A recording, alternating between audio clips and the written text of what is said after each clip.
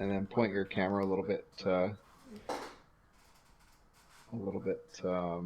like turn your screen a little bit towards you. Yeah, that's good.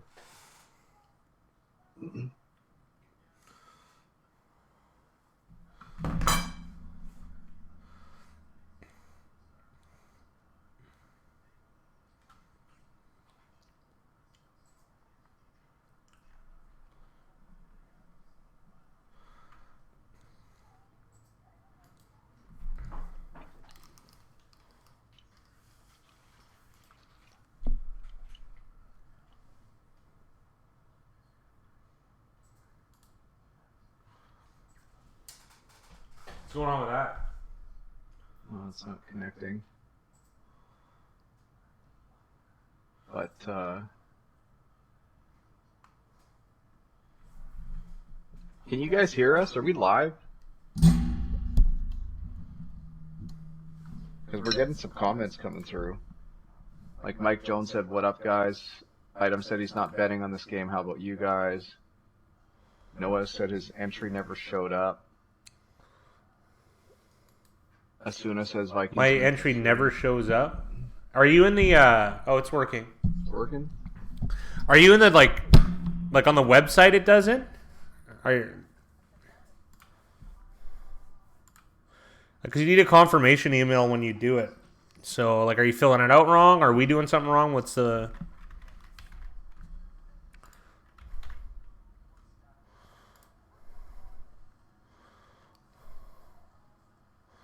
What's going on, JD Wonderful? Item, we need a Vikings win. A Vikings win would be nice. It's not imperative though. If it goes 43 or over, we won. If the line gets up to 3 before kickoff, I'll take the Vikings, but otherwise I'm just going to leave this. But Marketplace says take Minnesota.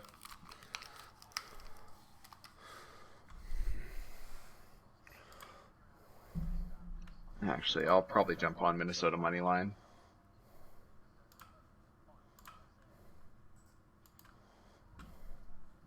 YouTube's being very strange because you guys can see us, but it's showing live that we're not on. JD Wonderful. We leaning Minnesota. This hair is unruly. I need a hat. Let's go 49ers hat today. All right. I think I'm good now. You figured it out? If you figure out the technicals? I figured out the technicals. I put all in with men. Never go all in. Never go all in sports betting. In Hold'em, go all in all the time. And Omaha for that matter. But that guy looking like Jesus. Minnesota money line sounds all right. Let's. Are you ready for some football? Monday night party.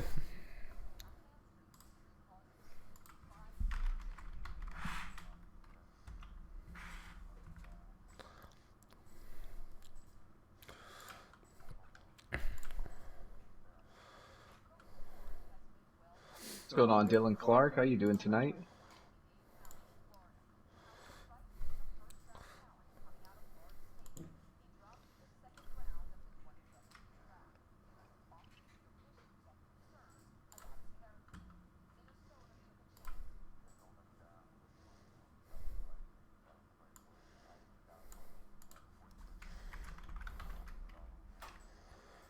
Yeah, Noah, we don't even have an entry for week 13 from you. I think Noah's in your email, correct?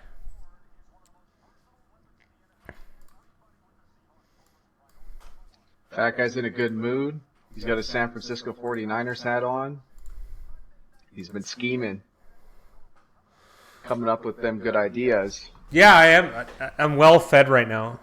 The other thing, too, that you guys don't realize is that Sunday is like a huge marathon day for us. Fat guy works late Saturday nights. He comes here early Sundays, and then we got to watch games for like 12 hours and then stream.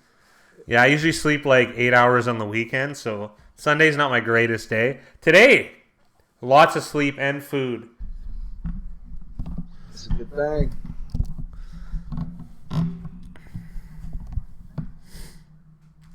I don't know if the Saints choked, but it just didn't work out for him. I mean, I did bet on the Rams in that game, so there's that.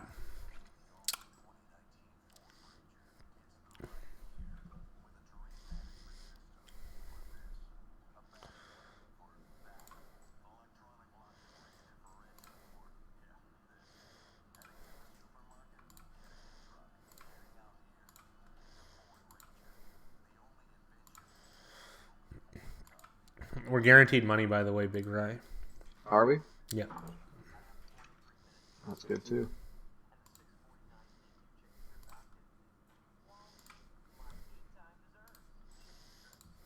Do you know what the difference is in money for us? It's half.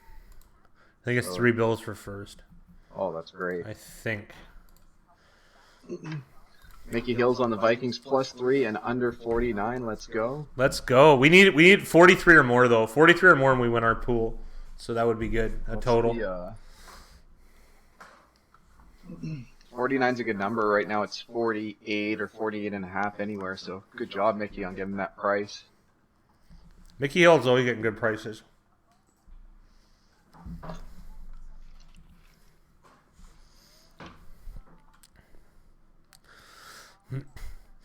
JD, do you drive a truck?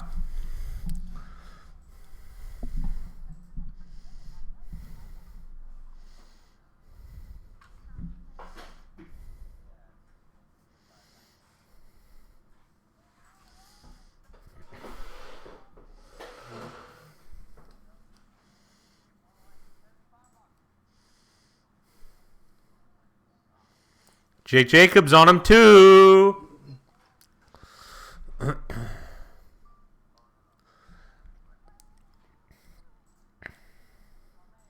Yeah, 43 is perfect. 43 and over. Or if just Minnesota wins, one of the two happens. The worst we can do is second, I believe. Yeah, it is second. 2 racks on min plus 2.5 at Twin River Sportsbook by William Hill. Right on.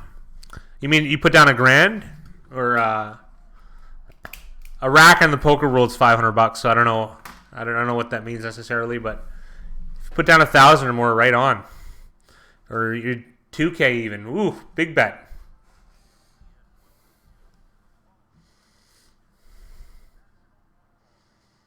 Yeah, you do. Fantastic, man. You guys like that pop-out chat? Ooh. Yeah, I like it. Yeah, Niners lose. Hey, come on, they lost in a tight game to the Ravens. That's great on the road. You should feel better about the Niners if that's how they lost.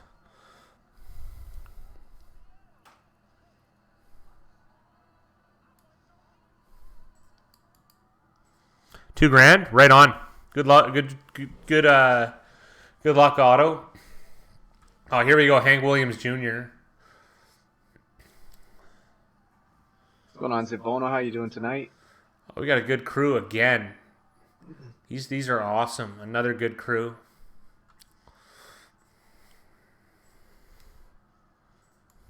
No, a rack's $500, right? Because there's rack has 5, and you put a stack of $2,500 chip or $25 chips fits in there.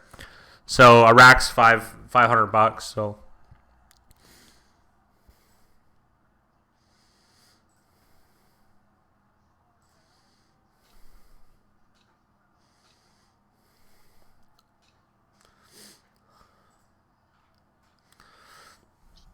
You're a poker dealer? Yeah. I play poker all the time. Big fan.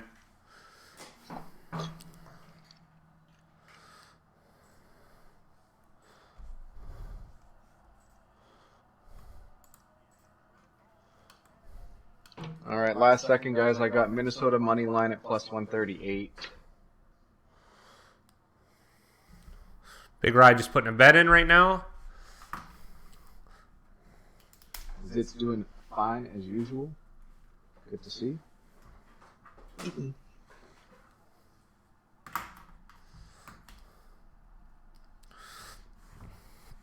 Yeah. What do you deal, Otto? Kick off here. Oh yeah. Oh, you play chess too? Yeah. What site do you play on, Zivono? You got a return here. Travis Homer. I don't think we did that well. I think what did we go, Big Rye? We're 7 and 8. So 7 and 8. See how this game goes. If Minnesota covers +3, then we'll be 500 for the week. Slight loss. Yeah, the betting wise, we did fine, JD, but in the contest, okay. Betting wise, we were 3 and 1. Yeah, the Seahawks have been pretty lucky. The Seahawks are a pretty lucky team, it feels like. But, I mean, it is what it is. It used to be the Steelers for me. So there has to be somebody.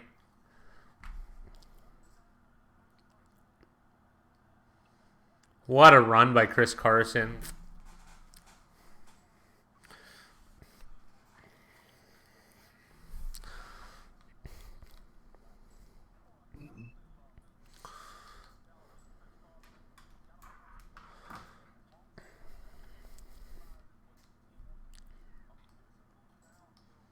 I set up an alert box. What does that do? So if someone subscribes... Oh, Bart Scott? Nice. I like that one. We'll get some... Encore Boston Harbor, right on.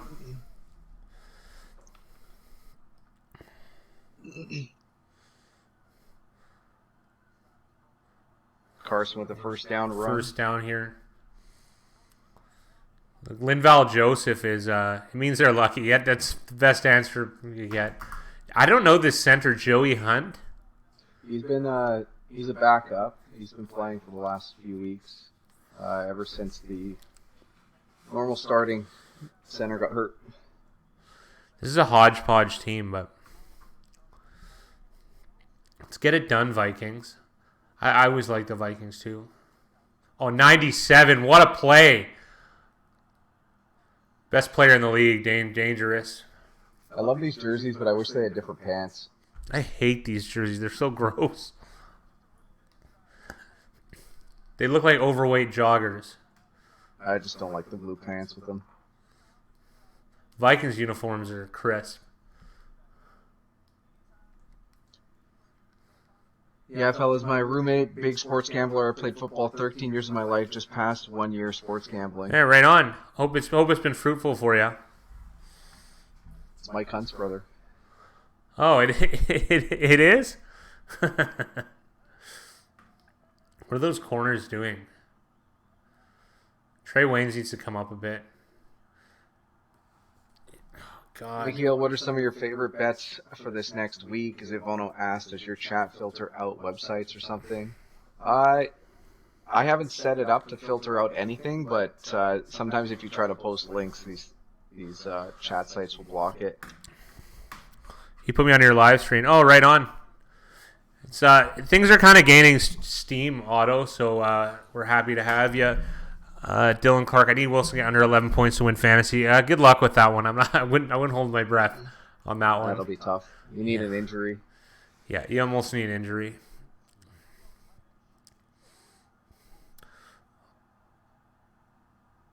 Oh, they stopped him. Wow. Nice job. Xavier Rose on, is that Hollister, number 48?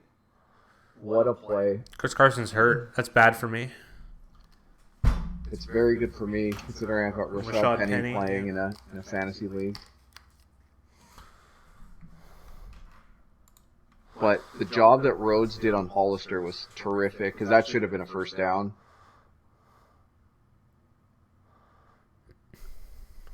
Zivono said, anyways, I was telling you that I play on chess.com, but I didn't see it in your chat stream. Oh, okay. Oh, yeah. Oh, you play on chess.com? I switched from chess.com to Lead Chess. So I just hit my highest rating on Lead Chess this morning, 1720, so I'm really happy about that. I'd imagine that you're pretty good too, so that you've got a higher one. So between you, Dylan, and Stu, I feel outmatched. Well, to be the best, you got to beat the best. I know, and I'm not. I'm fourth place between those. Oh, that's good. Growing up, we always played against older basketball players. It made me a lot better. Not that I was good, but it made us a lot better comparatively. Competitively. I already ate, JD. We did have some za left over from yesterday. That's what we had. I had chicken and pesto tortellini. I didn't want to eat on stream, so we tried to shovel it in already. Yeah, we had some time. Yeah, I was here a little bit early, which is rare. I'm like punctually challenged. You're at 2174. You're a sicko, dude. Holy, is that good? Jeez. Yeah, you definitely should play Dylan then. That would be a great game. You're 2174. That's crazy, dude. That's so good. You play any FIDE Masters or anything?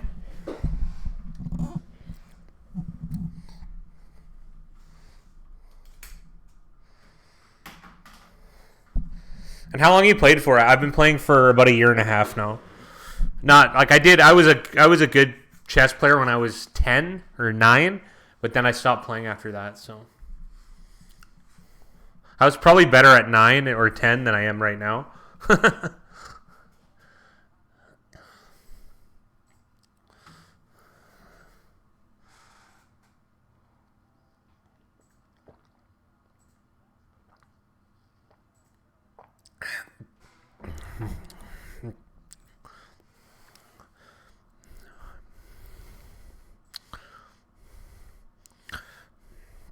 I do occasionally play against title players. Yeah, you would have to, right? Because that's too high of a rating. Yeah. Not Hikaru Nakamura or anything, but yeah. You're not supposed to do well though. You're supposed to lose those.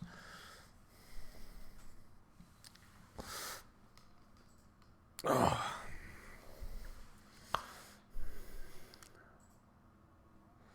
2174. That's balling. I would love to be that. You got to study to get that high, though. Yeah. Can you imagine Dylan Todfield at a chess tourney? Dude, that was a horrible move. Hey, we got the ball back, Minnesota. Here we go. Today's the day. Cousins wins a Monday night game. All right, I'm into it. We got Houston last night. Can we get Minnesota this evening? CJ Ham out wide. That will take that 9 yards. Probably learned from my brother, so I learned when I was a little kid. Yeah, I learned playing with my dad. Every game I played, it was against my father. I'll have to look lock. Be right back. All right. Hurrying it up on 2nd and 1.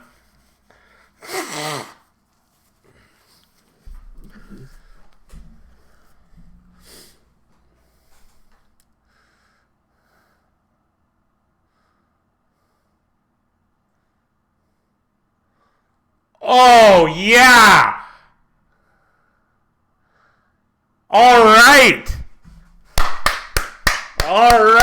Primetime Kirk Cousins about to slate his defense. Huge play. If Louisville is -5, I'll gladly pick Michigan +5. Said Zaps. Zitmona says, I wouldn't be surprised if he has an opening that he loves as much as his game. It's the Dutch Sitvono. I think that's what he does. He plays a Dutch opening.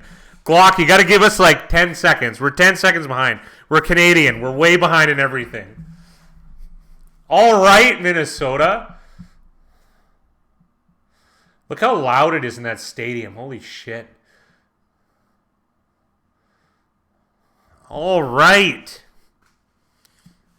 Yes, JD, let's do it. You know what's good about it's kind of nice with these streams is everyone's kind of like-minded, so we get very few detractors, so we don't have to balance it. I think we're all Minnesota right now, which is good.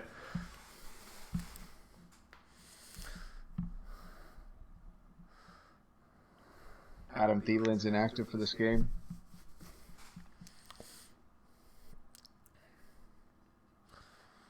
JD Wonderful. Dutch is a little suspicious. So is Dylan, though.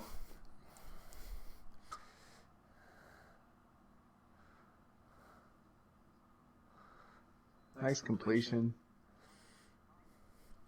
We got 3rd and 1. If I'm in Seattle, this is 4 downs for me, I got to be honest.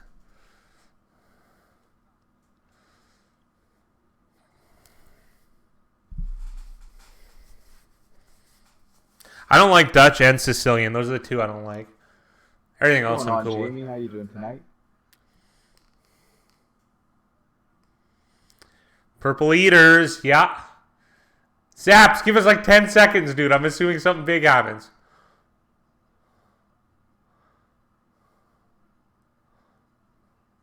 Yes! Yes!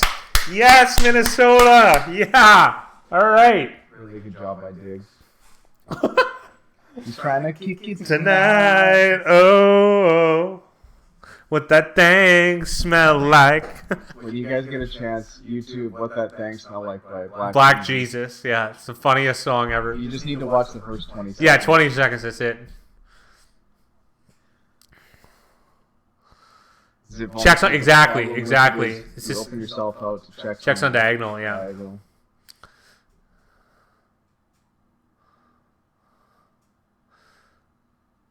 Oh, we'll take that. Touchdown.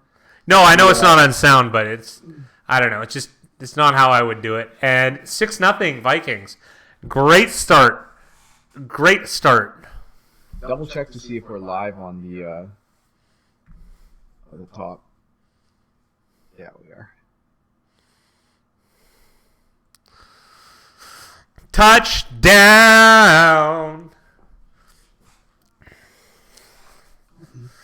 Wow.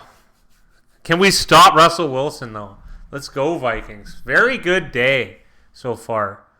Wow. Extra point is good. Good. Vikings up 7-0 early. And I'm guessing Chris Carson is probably going to be out for this game after that first drive. Yeah. It looks like he suffered a concussion.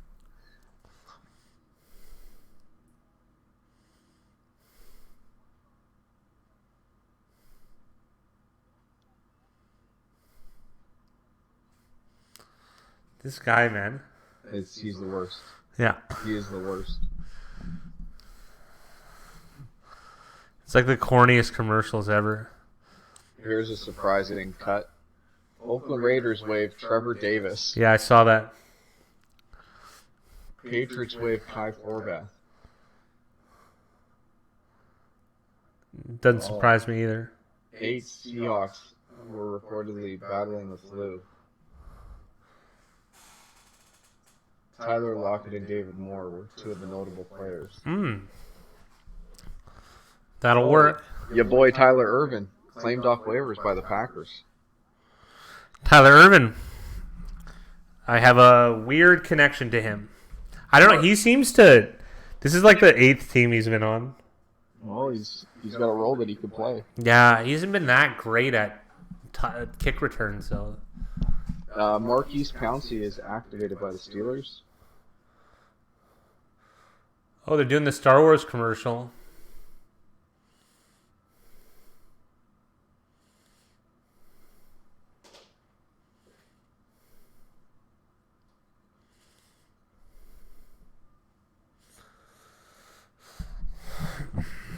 And I ordered a whole bundle of stuff at Amazon. I hope they don't put it in front of my door again. That's what they did last time? Yeah, I just left it at my door. I didn't open my door for like a day and a half, so. What else would they do? I don't know, like, just leave it at the post office like they used to. Want to play some chess? Not now, but I'll add all you guys on my Lee Chess account. I think you can set it to get sent to post offices if you want to pick it Yeah. up at post offices. Well, I'm usually home, so. Mickey said it started out Louisville -7. Heavy Michigan has it at -5.5 right now. If you have cards at -5, that probably means that's where it bottomed out. If you're picking UM, you probably should have jumped on the opening line of 7. That's pro stuff right there. That's exactly. It's more about getting the best line and figuring out where the smart money is than about the team. It's hard to explain that to people that when they ask about sports betting and stuff. They'll still cover 5. I don't know. We'll see.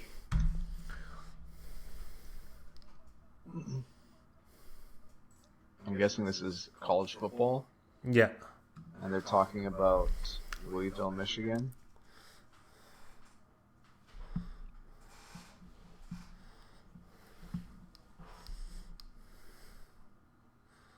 Oh yeah, I'm gonna type my Lee Chess name into in the thing.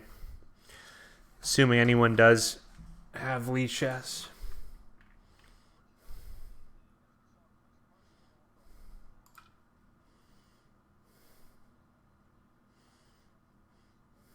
Penny taking some big hits there on the catch. Oh, Carson looks like he's okay on the sideline.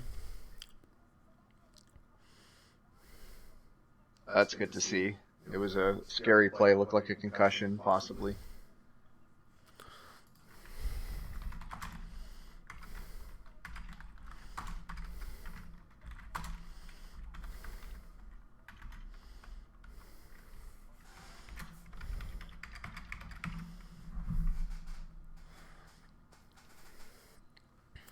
Oh, it's for basketball, thanks.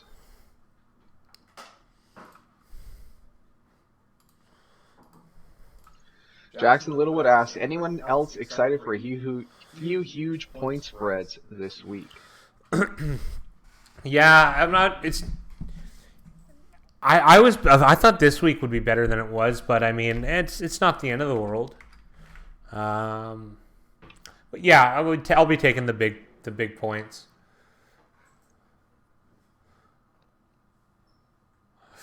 Do we get a sack? Fantastic, Daniil Hunter. I just saw the sports betting market for Michigan Louisville. For me, it's a no bet, but gun to my head, I'm going to take Louisville at 5.5.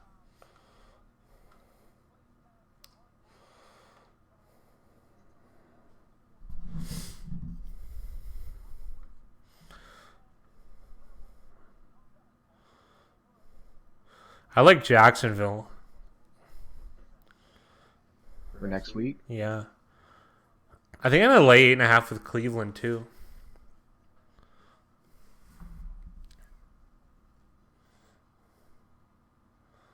A lot of early touches for Penny.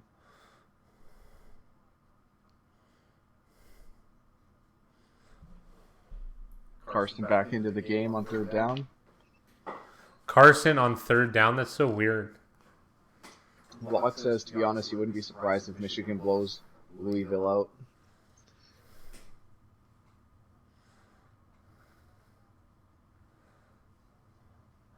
Third and 4.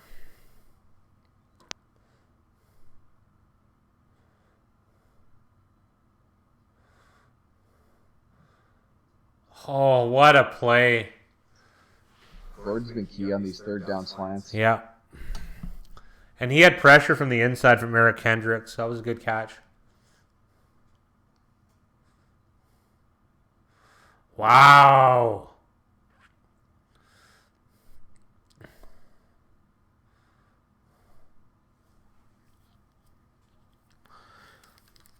And Minshew is starting, Mickey. That's the yeah, I'm big on Jacksonville this week too. New Orleans. I am Buffalo. I like Buffalo a lot. A little pitch to David Moore. Wow, that just shows you the difference in power. Yeah, another big tackle. Looks like Rhodes hurt his shoulder. Yeah, I agree, Jackson. I'm the exact same way.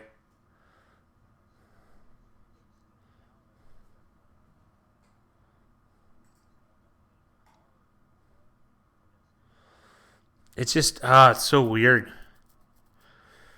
I don't know what I'm gonna pick in the contest. I gotta be honest. Well, it was a lot of people were on the Giants early, but it's pretty split evenly now. Actually, 57% are on Philly at 8.5. I'll probably go with the Giants. Like, don't forget the Giants don't have much clout either, right? 8.5 is a lot of points for Philly. Yeah, it is a lot of points. Mickey Hill said Minshew's style fits Jag's system so much better. Yeah, I would agree. Glock said, still new, don't blame me, but when you guys lay points, you're taking the underdog, right? Yes. Sorry, which? Glock saying when you lay points, you're taking the underdog. No, right? no. When you're taking the points, you're taking the underdog. When you lay points, you're taking the favorite. There you go. That guy's a lot more creative than I am. Jeez, Big Rye. He gets sensory overload. You're gonna lay 9 points on Cleveland. I don't like. They've been covering in those spots, and Cincinnati's coming off their first win. So I don't know. I'm never betting that game. First of all, ever. But we'll see what I do in the contest. I'm probably gonna take Cleveland, and that makes me sick to say, but it's a do up, do down thing. Public's on Cincinnati because I can understand why. No, Glock, you're allowed to ask questions in this. It's not a big deal. We're all learning. There's a lot of things I don't know. Yeah. And for the most part, Glock, pros take points, Joes lay points, right? So you end up when you're I don't know, when you end up betting and being on betting with profit, you're generally taking bad teams in points. Like, not always, but that's it. Teams are never as bad as people think they are, and teams are never as good as people think they are. Andy Reid will not be Bill Belichick this week. I agree, Jamie. I really like the Patriots this week. So, what are the lines? It's depending on where you get it at. It's -3 mostly for the Patriots. I'm not gonna It's a bit tough now. I liked it at 2.5, but it's at 3 now. I feel like you could wait on this one though if you're gonna bet it. I probably will. If it doesn't move, I'm not gonna take it. Oh, nice second effort from Penny.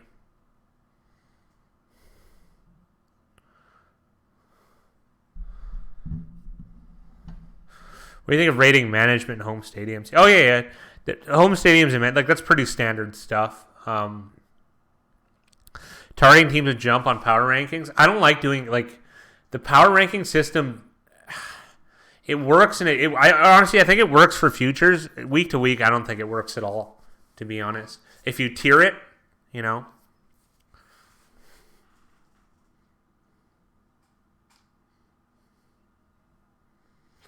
Yeah, what Jackson Littlewood says is 100% right. Because also, too, it's kind of like doing Oh, yeah. That's all of those are right, Zitvono. What Jackson said, a lot of the thing is you look unpopular when your bad team gets killed, and everyone goes, "Oh, I told you so." And there's almost like that fear of looking bad, but what do we care? We're talking about money, man. I don't care if I look bad making money, if that makes any sense. For instance, the Raiders was +10. Oh, I'm going to sneeze. Second one for the Seahawks. Hand off to Carson. It's going to be close. So, if you... hold on, I'm going to sneeze again. Holy jeez. So for instance, if you took Oakland, they lost by 30, that everyone can just call you an idiot. But that's just one thing that could happen, right? And then if Oakland wins, are you a genius? You're neither. You're not an idiot or a genius. Oakland's probably going to cover that 53% of the time, that spread.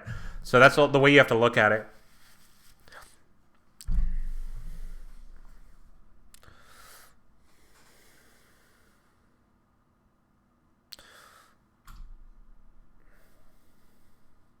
They're all within a point, Zitvono. Oh, my goodness. Were there cats in here? No. I don't think my nose is out my eyes. Are there any pills there? No, I'm not going to take one. I think I'm just... I don't know. I think I'm all right. 2nd and 10 here. Going to be on the Titans this week. Yeah, I like Oakland in that game. I don't think the Titans shouldn't be favored against Oakland on the road.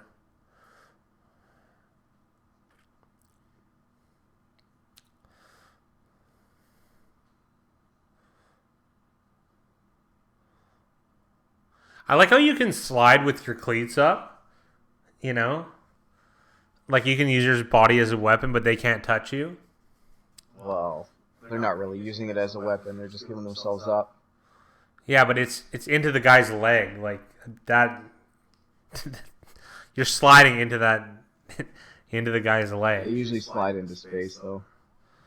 Well, I don't know about that. I've never seen a guy try to hurt another player by sliding in with his So you don't feet. think? Yeah, I think that Minnesota line is crazy too. I don't know, like that. Like if it were me and I was sliding, it's between hitting the guy and not hitting the guy. I'm gonna hit the guy. He's on the other team. Big play by Metcalf. You have to pay a premium to get Titans, absolutely. Raiders at home. Lost 30 by 32 weeks in a row. I like the Raiders.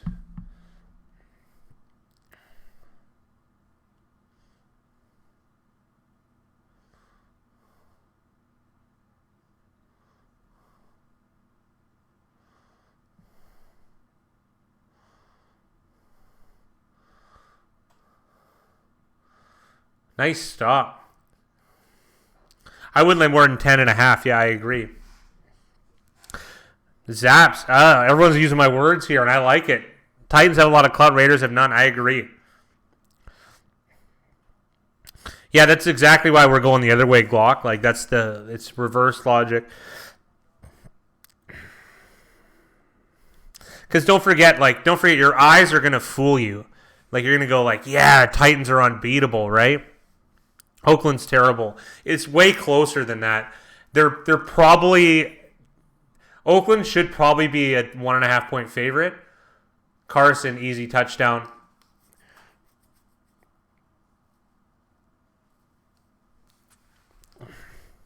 And don't forget, and you're getting 3 points, so the number just favors Oakland. If Oakland was minus 3.5, I'd jump all over Tennessee, but that's not what it is. Currently trying to trade for Henry to match him up with Jacobs. It's hard to. I didn't know your trade deadline went this far in fantasy. Very, very hard to get a premium running back like Henry. Yeah, exactly what Mickey said. Like exactly. Because think like the eye test. Oakland fails the eye test recently. Tennessee passes with flying colors. Their defense looks awesome. Their run game's going well. Right? Like it's the complete opposite. So when in reality it's close. It is like the game is close, right? So you want to you get the dog at home. That's pretty easy Oakland play for me. That also doesn't mean Tennessee can't win, by the way, Glock. Like Tennessee could blow them out and we'd be like, okay. But it's probably like I'd say a 56% chance off the top of my head that Oakland covers, right? Like the numbers are that thin. Like there's never a super big lock. Like 60-40 is probably the best you can find. Yeah, he's number 4, I think, Glock, absolutely. Jacobs is in the top 10, I think, too, though. Yeah, he's around the top 10. Jackson Littlewood said, I want to bet the Jets this week, but 5.5 seems like a little too much right now. Hoping the Dolphins' clout affects the line a little bit more. I'm in complete agreement with you. Complete agreement. But, yeah, in the contest, I'm probably going to take the Jets, but I don't like it. Like, betting-wise, it has to come down. Honestly, I think like 3.5. It's going to be a no bet, probably.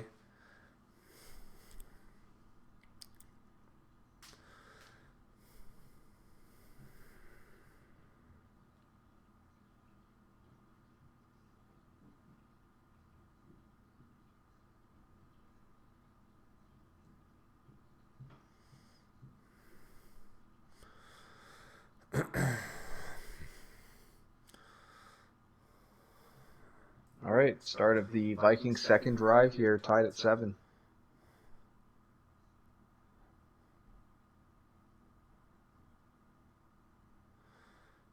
Fantastic run.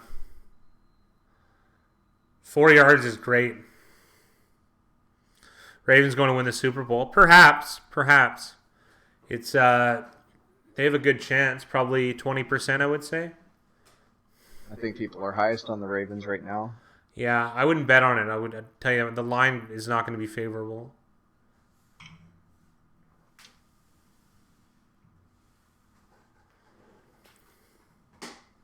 Thoughts on Steelers as 1.5 point favorites?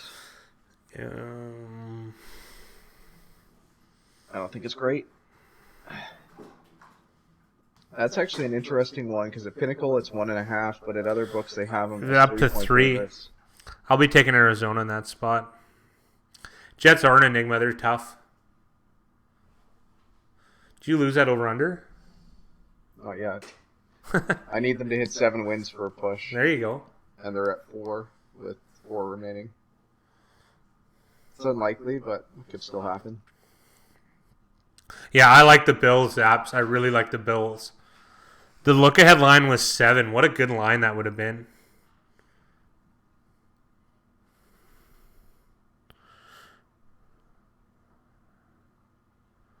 Yeah, they haven't. Titans made the playoffs 2 years ago, which was nice. Nice odds on Houston. What are they at? Ravens are training the Chiefs from last year. That's a good way of putting it. I would say so. The hype's real. Yeah. That's a great comparison.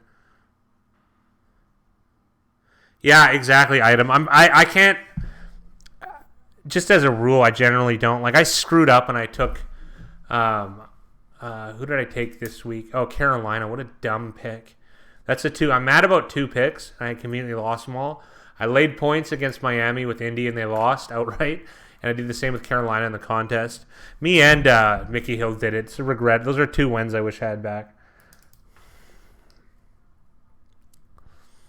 Yeah, I'm liking Arizona on that one.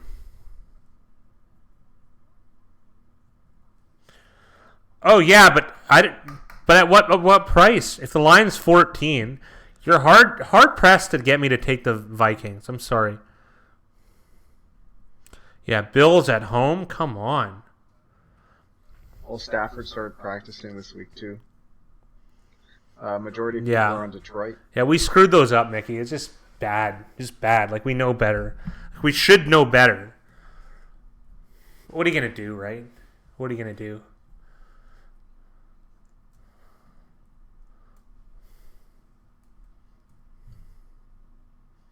Of course, we're being results based, but like, you just don't do that. Cousins gonna have to throw this one away.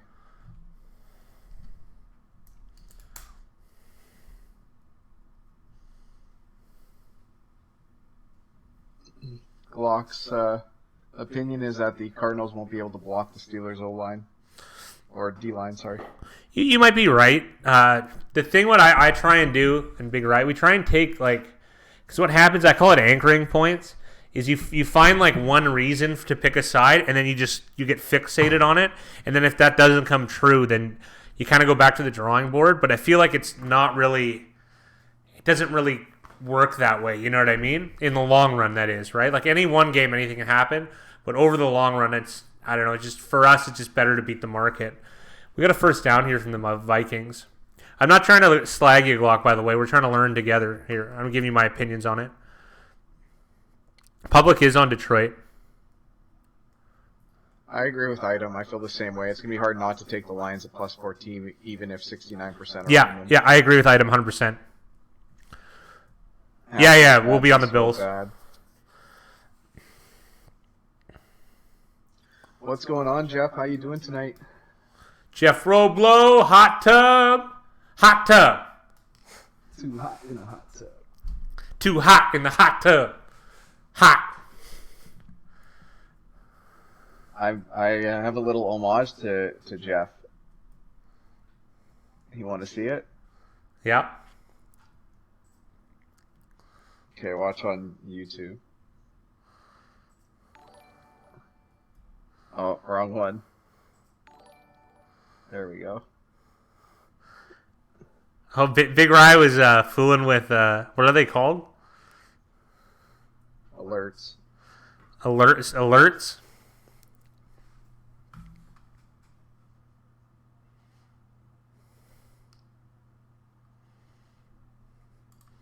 Why is it so behind? Just how it is.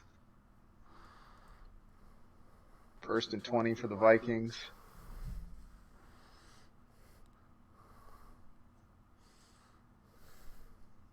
There we go, hot tub. Yeah, right on.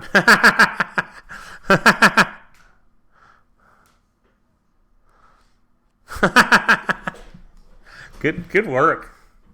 That's so funny. I thought he'd like that. It's so good though. It's good. It's topical to our fans. Yeah. Yeah, I agree, Jackson. But it's because the number is so big. I can't lay 14, man. Though it's just not gonna happen. Hot tub. Yeah, James Brown celebrity hot tub. Absolutely. 2nd and 15 here. He's got time. Good job for Diggs to hold that on. I mean, KJ Wright, pretty good to be that close to him, to be honest. Why wouldn't you go... where would you go, though? I was going to say go deeper, but there's going to be safety. 3rd and 8 here for the Vikings. Key play.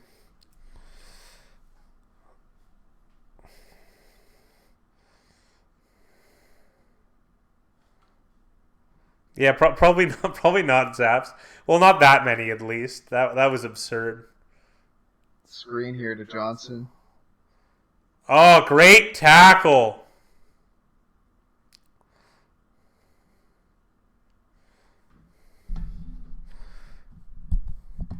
Yeah, Item has the exact same thought process I have here.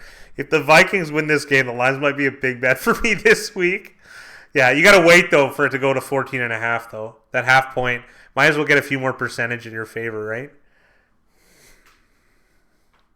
If the Vikings win, I'm going to bet against them. Oh, it's so good. It's the right line of thinking.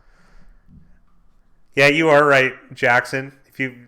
I think I haven't won a game if I laid big points, which is against my mantra. I don't do that in real life really, anyways. So Cincinnati won though. That was good for us. 3 and 4 in the bets of the week.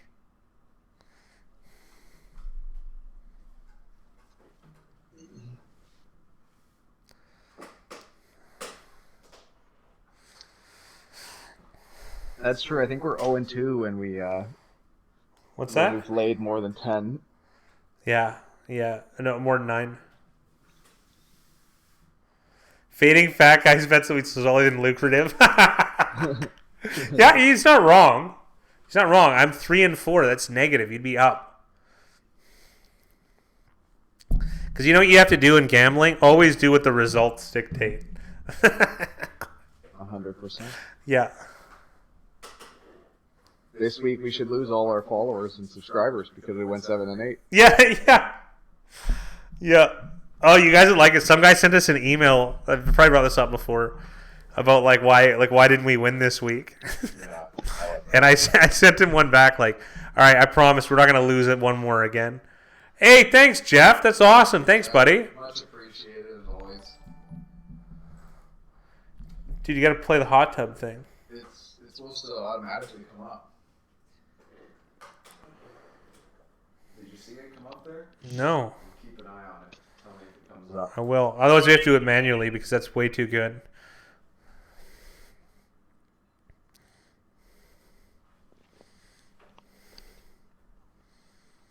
Oh, it didn't even work. It's so lame.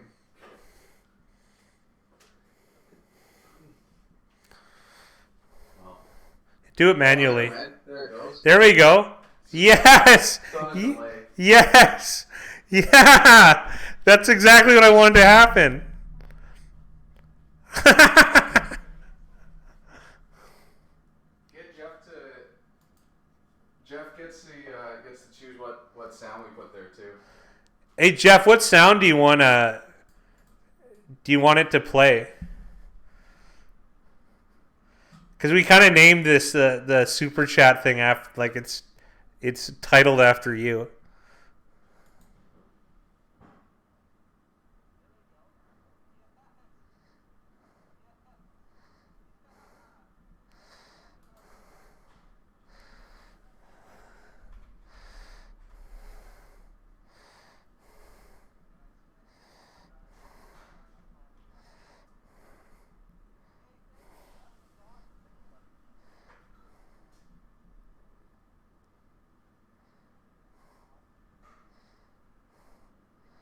Any? All right.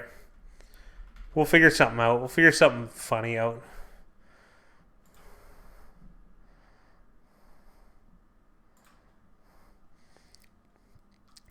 First and 10 from their 21, 7-7. Seahawks at home to the Vikings. Hand off to Rashad Penny. You pick it, I will. Yeah, I like Glock. I like the Saints, buddy.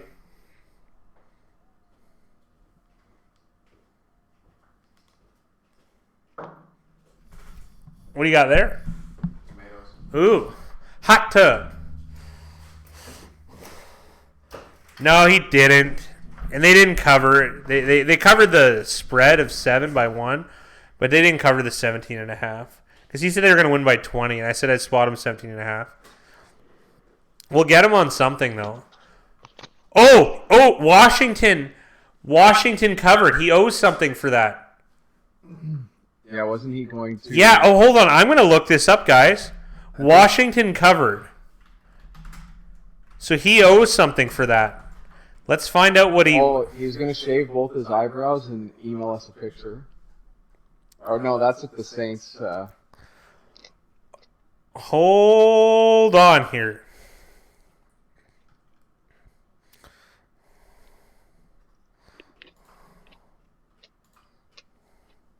Oh, Dylan's here to tell us what he put on it.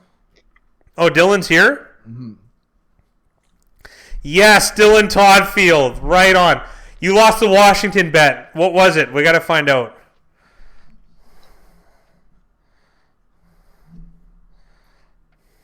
It's going to be 4th and 1 for the Seahawks. Hard-fought yards here. I'm guessing they're going to punt. Wilson's walking off the field. He said that after the Washington bet, all bets that he makes will be real and truthful. Okay, so this one... Okay, because you have to shave your eyebrows off, pal. You did say that. You did say that. And they not only covered, they won. Walking naked into a news station. Okay. We still love it anyways. I got to be honest. Seahawks punting here. Okay, Dylan, make real ones that, like... I didn't expect you to walk naked into a news station. The eyebrows, though, I think eyebrows is reasonable. The bets since then have been real, like when I offered to buy you Pornhub Premium if the Falcons covered. Yeah. I can't think of something that that guy would want less. Yeah, I don't watch enough pornography. I guess I could dabble. I could pick it up as a hobby. I don't know. Yeah, there's some good cinematography out there. Oh, it was on the Niners getting the 1 seed. Okay, yeah. We should pick the Saints rest away just to jinx them.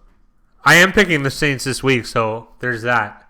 Well, there's no way they're going to lose. Oh yeah. Big Rye says there's no way the Saints can lose to the Niners. Not a chance. Good. What are you limbering yourself up for them? Yeah. That was if the Saints don't get the number 1 seed, I thought, yeah.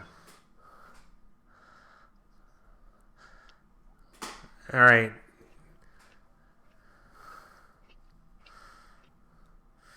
Yeah, a little bit, JD, but not like too. It wasn't too crazy of a shock. Dylan, tonight we got Minnesota +3. Minnesota. But we Saints are going to lose. They could, Glock. I think they're. I think they have a good chance of winning, though. Not a huge one, but Saints are going to win the Super Bowl this year, easy.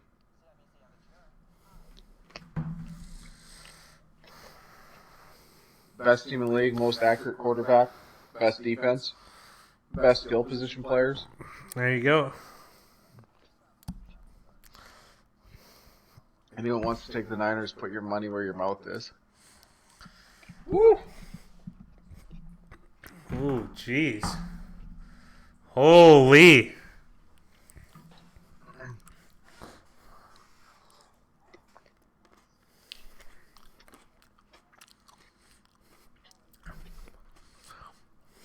I love this guy. Dylan's a boss.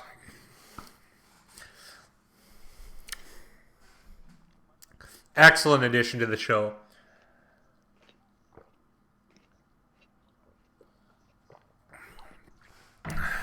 Yeah, my main man.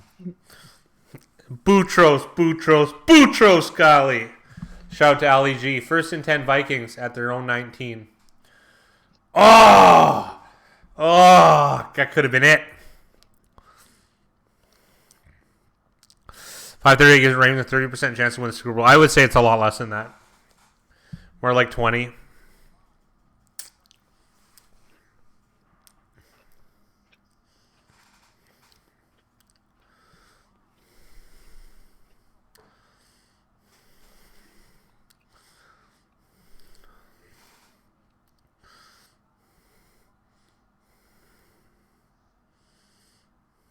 I like what Jake says. I like the Saints this week, even though Dylan makes it difficult. Hey, we didn't laugh. It doesn't mean, I still think they're in the top 5. No, I don't, Mickey. I was hoping that you would, Dylan. We want... Ooh, he got it. He was down before he reached out. Oh, yeah? I'm happy with it. Dylan has a lingering respect for chess. This ball's going to come back, and we're going to get a 3rd and 1. I don't think you have been watching lately. This was a little more clear than some of the other ones. His knee's down there, and he's still a full yard short. Was that 3rd down? That was 2nd down. Yeah.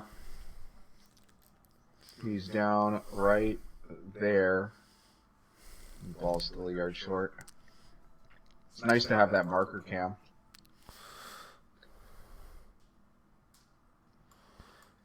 New power ranking system for Dylan Toddfield. Number 1 is the Saints. Number 2, the Ravens. Number 3, the San Francisco 49ers. Number 4, Seahawks.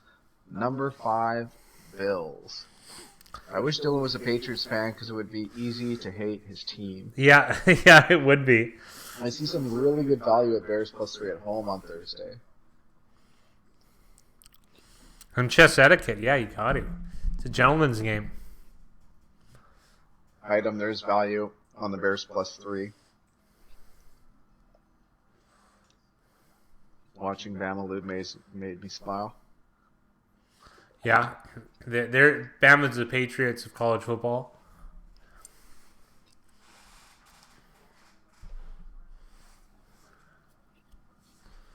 Who does Alabama have at quarterback now that Tua's out? I don't actually know. I haven't watched a college football game forever. Oh, it's fine. I'm more asking chat than you and I.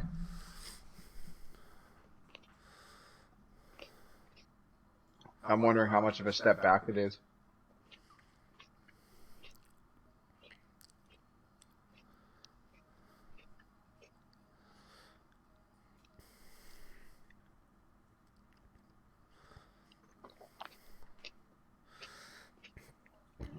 It looks like late February, you and I are going to be making a trip out to North Carolina to cheer on our number 1 chess player. Number 1. Well, maybe not. Mac Jones. We need a Zit Vono Dylan Toddfield super match. Did you tell Dylan? Dylan, I want to arrange a game between you and Zit Vono, one of our other favored viewers, let's call him. He's got a reasonable rating at chess.com, one that contends with yours.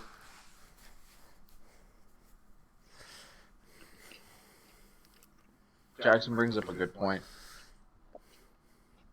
There should be reverse power rankings, not necessarily the worst teams, but the teams with the lowest amount of clout, and therefore the best teams to bet on. That actually makes a lot of sense to me. Mm-hmm. With that receiving core, I could throw for 300 yards. Well, there you go. So 3rd and 1. Yeah! I like it. He had 3 options to pass to, and that was his 3rd one.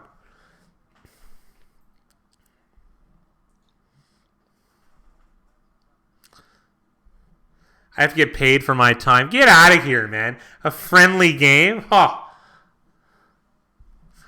And what if you lose? Then what are you worth? What was its rating? 2174. And what's Dylan's? I don't know. Dylan could be higher than that or lower than that right now. Oh, Jeff, it's not required. It's not required. It's really nice, so we appreciate it. We do appreciate it, though. Yes. Actually, you should tell Jeff about the offer that was sent to us. Oh yeah. So Jeff, someone sent us an offer to advertise from like on all our videos. We said no though, but we were trying to figure out what's like is it selling out if it eventually becomes a substantial amount of money?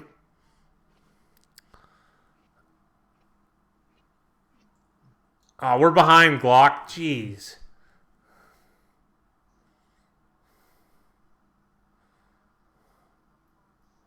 Oh, that was a good one. That was a big hit though. I'm not sure who that is. Quandre Diggs, formerly of the Lions. Oh, yeah. I forgot that Seattle picked him up.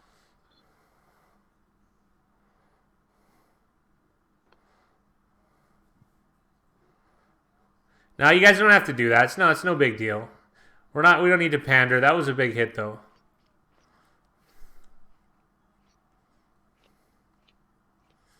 No.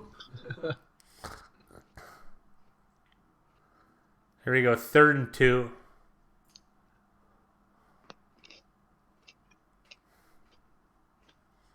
Oh! We're going to have to punt again with the... Jeez.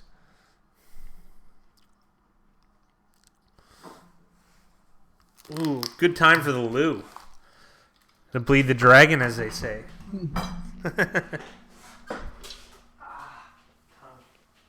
Jeff said, nope, money is good. What's Bono's rating?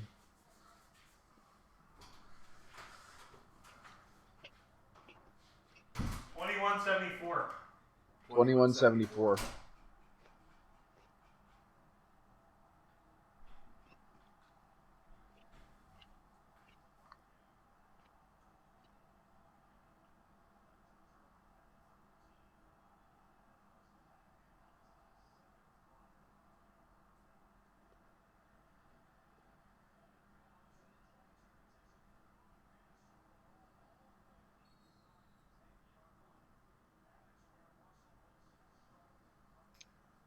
Nice punt from the Vikings, going to pin Seattle inside their own 10.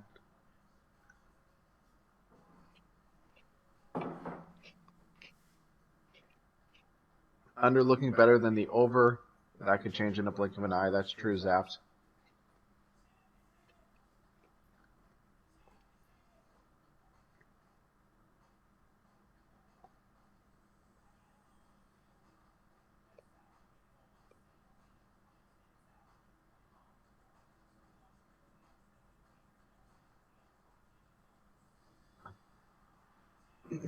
As a joke for the fat guy, can everybody in chat write, what's a good way to get paint out of a boat? If everyone spams that in chat, he's gonna think that's very funny.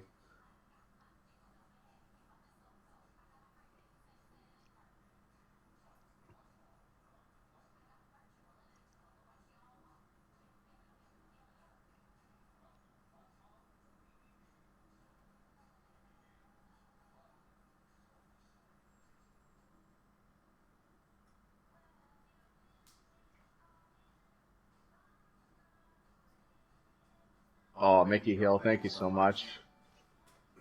I'm excited about this, that I got the alerts to finally work. But much appreciated, Mickey. All of you guys provide so much insight for us that it's hard for us to ask for anything.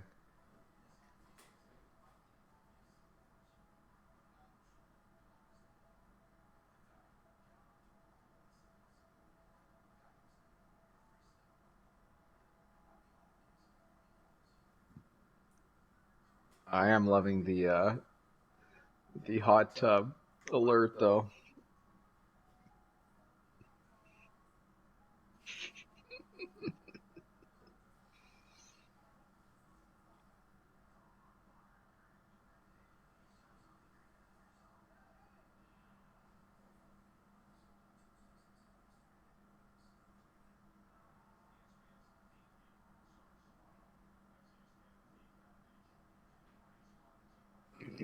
Oh, appreciate it, Mickey Hill. It's very nice of you.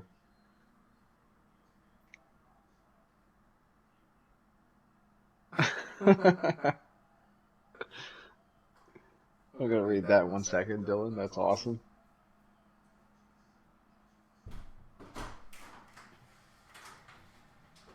Big run from Chris Carson. Looks like he picked up about 14 yards. Mickey Hill donated $4.99, and then Dylan said, "Come on, Mickey. You tipped Fat Guy for talking sports, but didn't tip me when I gave you a private cam sesh." Shake my head. Oh man, what? Little bullish. Mickey's getting a little red face there. Oh man, is that funny?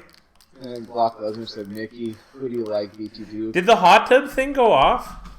Oh yeah. Oh, it did. Good. And Dylan's versus Mickey is the greatest rivalry. It might be, to be honest. It might be. Hey, you know what? Maybe we should take a look at the standings compared to the two of them. Let's see how this will round out. We can take a quick look. Mickey Hill's tied for third with Stu and East Steelers, Richard. Dylan's tied for 13th right now at 92 and 97. He's 12 games back of Mickey. You're going to have to get pretty lucky to catch him here, Dylan. Of course, you like coming from behind anyway, so. Great rivalry here. This is great. Oh! Oh! What a play. That was the best. I'm going to say no, Sam, because they have to win outright like the rest of the 4 games, and I don't think they will. I still like it, though. That is that the best pick six ever? Is it? I know I'm speaking hyperbolically, but that was pretty fortuitous. I think Bills 11-1 is a good division. It's a good bet. I'd have to look at the schedule. You model men's underwear for Hanes? Great, Jeff. Great. Hey, no one likes the bacon neck. I got it right now. It's terrible.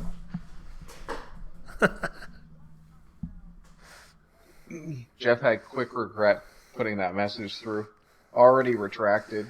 The shaved balls were off-putting. This is so funny. This is so funny. This is a great chat. Maybe my favorite so far. Let's take a look at Dylan's score.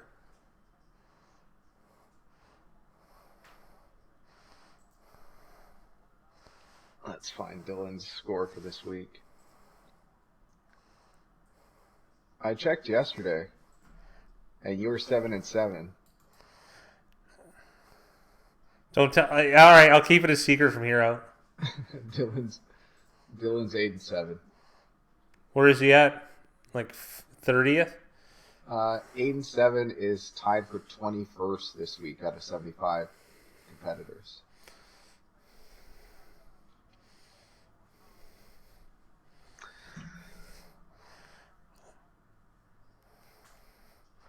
I don't know, Glock. We're just taking it a little lighthearted here, everyone. Pretty good, though.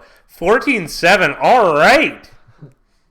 That was excellent. That was a really nice play. That might be the best pick six I've ever seen. I didn't see who got his hand up to I didn't either. It was Wilson who batted it back in.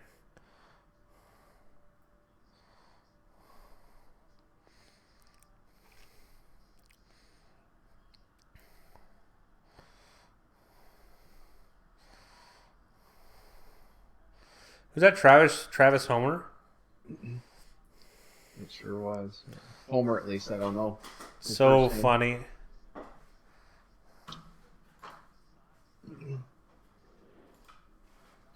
What sport are you guys looking at when you're talking about Duke, Michigan State? Probably basketball.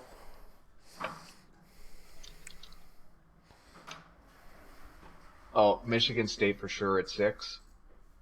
That's a no-brainer. That's a no-brainer for Spartans. Play. Not a lot of people on Michigan reverse line movement as well. It hits all the criteria for me.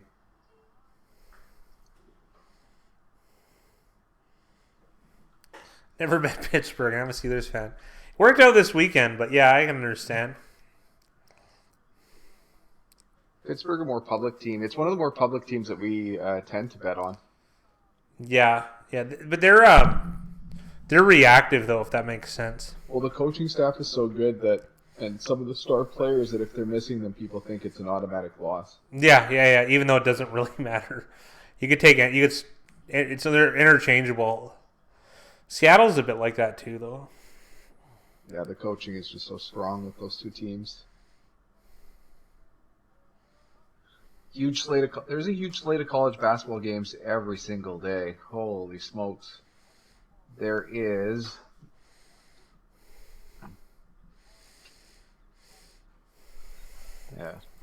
I'm not going to count it. There's at least 50 games. Duke's like the Cowboys. People bet on them regardless. That's why there's good value against them. Usually. I thought Harrison Smith would do a better job than that. Penny's a tough tackle one-on-one in the open I don't field, know about but that. Harrison Smith's one of the guys you expect to get it done. Yeah, but I want him to get it done not like this. You know what I mean? That's a clear first down. Yeah, there you go. That sounds about right, Duke. Who's coaches Duke? Coach K still? What was my record this week? 8-7, I believe. Big Rye looked it up. Yeah, you're 8-7, Dylan. Let's see who you got in this game. I'm guessing Dylan's on Seattle. Seattle -3, who's number 4 in his power ranking. Terry Bradshaw's from Shreveport, right? What a pass, man. That touch pass is fantastic. What a pass.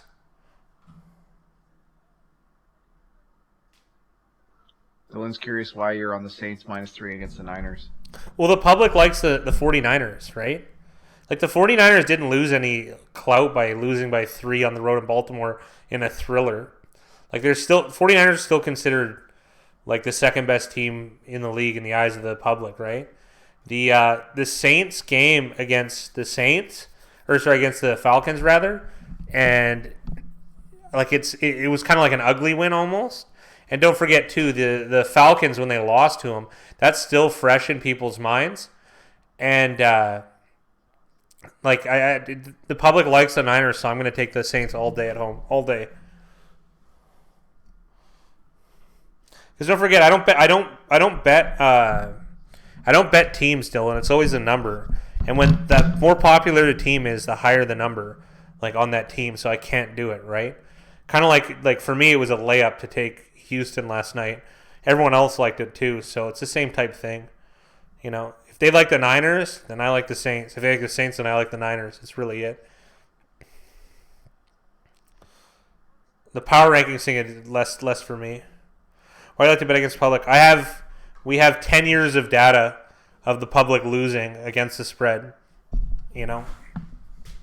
Point in case, even if you look at the contest, everyone who does the contest who's doing well uses contrarian theory. Of course, this is only 1 year, so the sample isn't large, but since we've been making videos and commenting on it, is our worst percentage was 51%.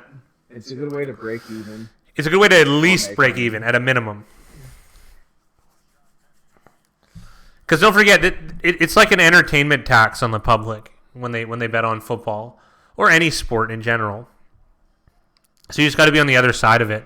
Is it going to win every time? No. But in the long run, if you look at it in the long run, yeah. And then It should. It's not, though. See, it's not equilibrium is what you're talking about. It's not, though. It's like 66 on the Niners. And then Glock asked what No, it's 80-20. It's 80-20 on the Niners right now. Glock was asking why I like Michigan State. So Michigan State only has 24% of bettors early on. The line opened at 5, but despite only having 24% of early bettors, the line has moved from 5 to 6, and it's been a uniform move to 6 at all books that have that lineup right now. So we've got 3 factors going on: contrarian theory, which means there's only 24% of bettors on Michigan State. We have a reverse line movement, and we have a steam play from 5 to 6. So those are the three factors that I look at when making. What he means by reverse line movement is, despite only having 1/4 of the betting public on Michigan State, that side, that 1/4, has somehow bet a significant amount of more money than the 3/4.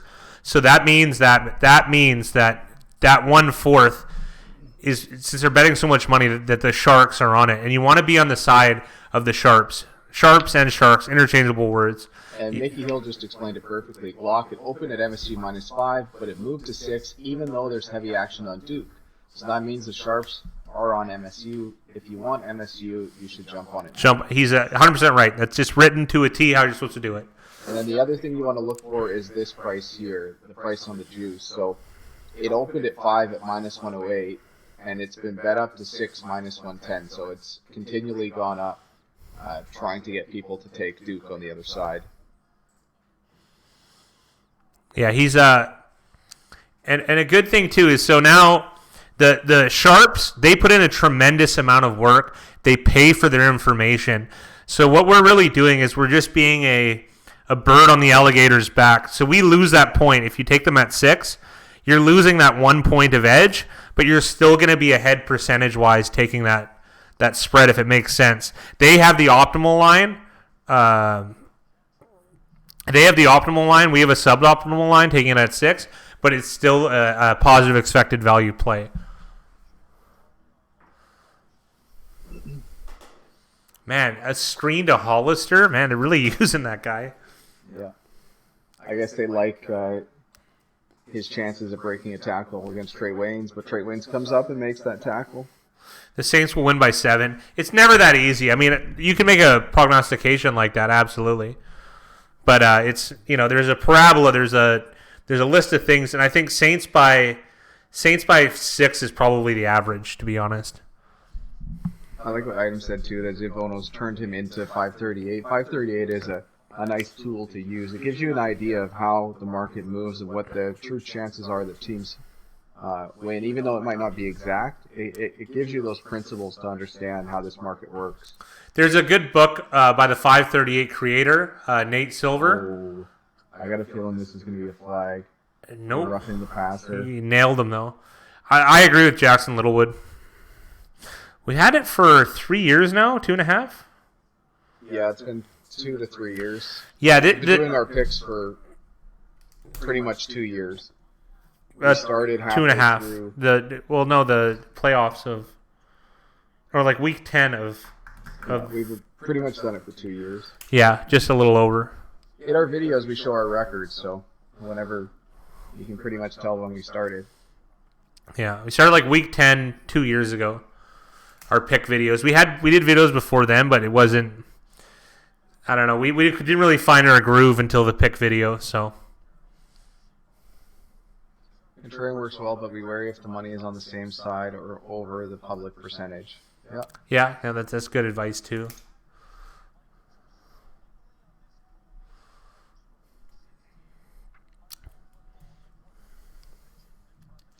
Week 16, Green Bay at Minnesota is going to be an awesome game. Yeah, that'll be a good one.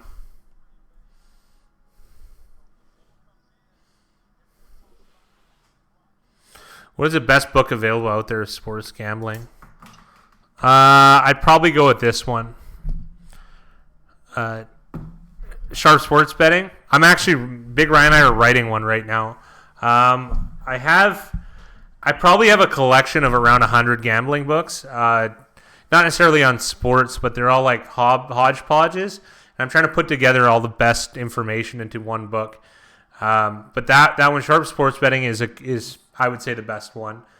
It's not going to tell you how to win or anything, but at least put things into perspective, which is what it should do. Excellent job. We got to stop here, Minnesota. Right on, guys. Yeah, Mickey Hill bought it too. It'll just tell you, like, it'll put the numbers into perspective. You know what I mean? And this guy, Stanford Wong, he's it's not his real name. That's his pen name. He's a bad boy in the sports world. He really knows what he's doing. So here it's Sharp Sports Betting right here. Is it going to come out right or? Yep. Yeah, this is the one.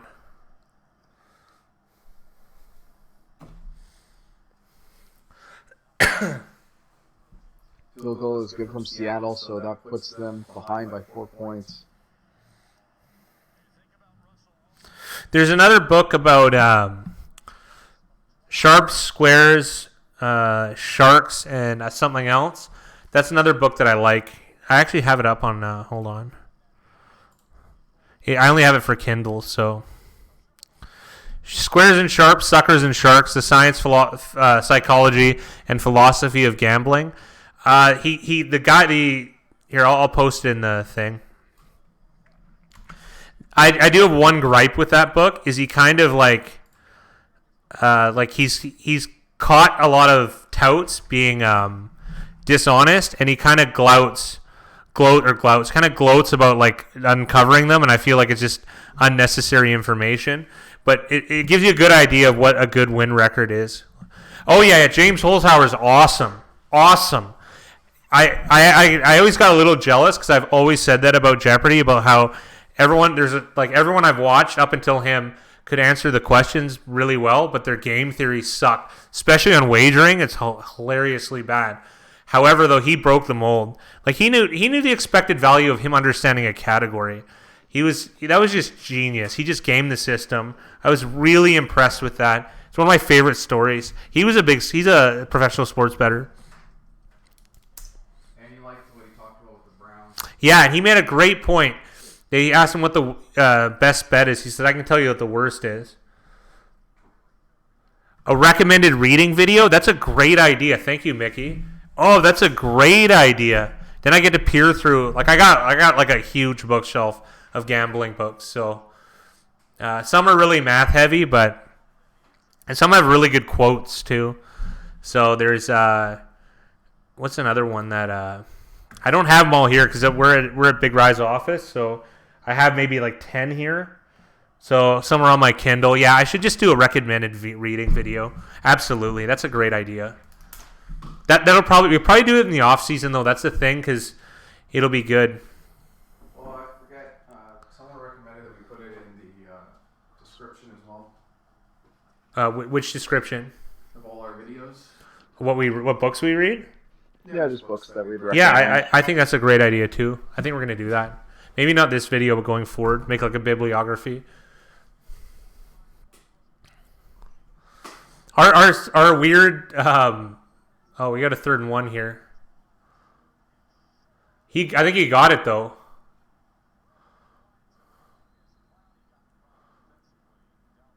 Are they going to give him a good spot or not?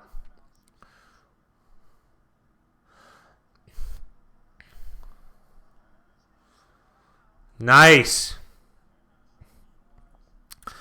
Yeah, and he's right, Jackson. He said Minnesota is an 8-win team as well, so you might as well take them at twice the odds. Absolutely right. So I didn't finish my thought on that. Yeah. Yeah, our process is a little weird. I usually read all the books, and then I'll bring information to Big Rye to see, because he's a lot more rational and practical of a person than I am, if you guys haven't already gathered that. And then sometimes we'll test a theory, sometimes we won't. And then we usually end up coming up with something. And I really do think this year we are able to break fantasy football, like in how the optimal strategy is. It's not going to make you win every time, but I think it'll give you positive expected value every time, as well as a bar pool that pays weekly. We'll be sharing all those Google Sheets eventually, so because we had to do a little bit of a test dry run this year, and they've worked really well. Bad drop by Diggs. The Vikings are going to get the ball at the end of half, or next half, too. Yeah, it'd be really nice if they could put up at least 3 points here. That was a drop by Diggs, though.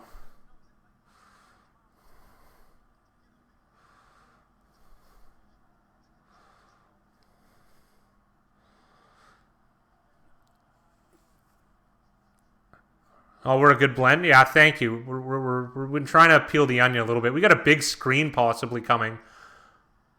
Look at Clowney, man. Oh, what a heads-up play. Great play by the lineman. What a play by Clowney. How fast is that guy? He just ran him down. Cook got hurt on that play. Is there only 2 seconds left? What happened here? Didn't the Vikings take a timeout? Yeah, they did. Look at Clowney. Look at 90.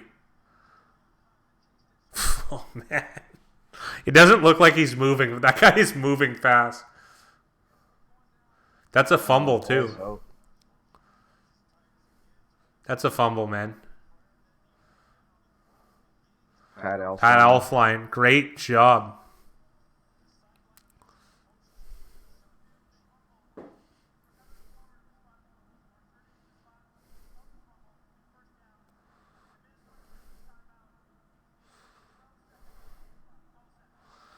Perfect.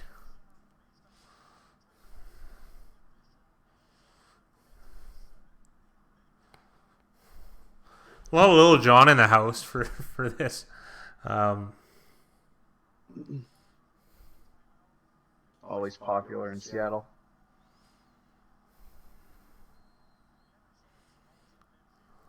All right, they've got 12 seconds on the clock. Still one timeout. They're going to need about 14, 15 yards for a field goal attempt. 10 hand out of bounds. Wow, we're going to get another play here. Clowney and Vernon Davis are the two best combine athletes. So after football season is over, what do you guys bet on? I usually go back to playing a lot of poker, and I honestly I have a disdain for poker. I've played too much of it in my lifetime, so it's just boring and easy, like with the people I play with. But it does generate income. So Big Ryan and I do some studying on other projects and stuff. Usually prepare for the draft. And this year we're going to be focusing a little bit more on the market, on basketball, hockey, baseball, college football, and college basketball. Just on the markets of those, because handicapping one is so difficult. So, but if we understand the market for all of them, that's gonna yield probably better than if we did handicap it, and it's a lot less work. And as well as fighting. Yeah, and UFC is a good market to study too. We actually had a successful a friend of ours who I would say is a really good handicapper at UFC. He came to us and he wanted to do a three-way bankroll, and we did. And we used Big Rye's money management system. Hold on, there's a field goal attempt coming here. This looks good. Yeah, all right. So we used Big Rye's money management system as far as unit betting, and he thought we were being too conservative, but we managed a 100% profit despite losing like 30% of our bankroll in the first two events. Yeah. And he wasn't satisfied with that, so he took his money out and he lost it all in the next two events. And it upset Big Ryan a little bit because all you had to do was trust the process. It was conservative, but it was consistent, right? And I thought we struck gold, but it was alas. But that's the gap. Like no matter how good he was like handicapping fights at a ridiculous rate. But if you don't have any sort of bankroll management, you're destined to lose. It's impossible to win. That's why when people say, "Oh, there's a lock," there are no locks. They don't exist. There's small percentage plays and medium percentage plays. That's about it. Vikings up 17-10 and going to get the ball. Nice work.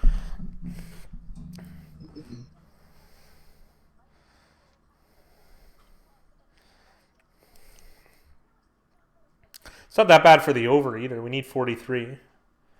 We're at 27. That's not that bad.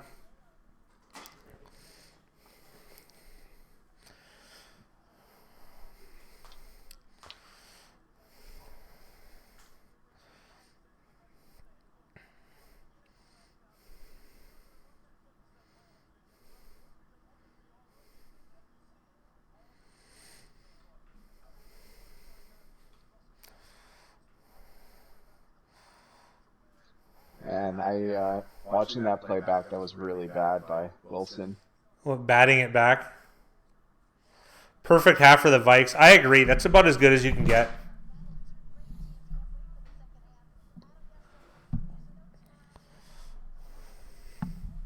Whoever was it, Dylan Clark? Have a good one, Jackson. In fantasy. Yeah. He might be getting it too. Yeah, good night from over the pond, Jackson.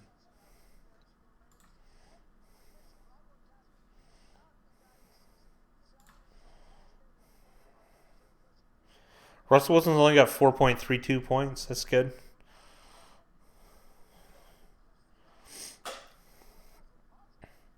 You have a good chance of winning now. Yeah, favorite to win at the moment. It was a good half for Penny. Not a good half for any of those other guys. I need Lockett to play well to have a chance in my other. You're up against Lockett too. Are you not going to make the playoffs in the other one though? It's going to be close. Only 34% my under. That sounds about right.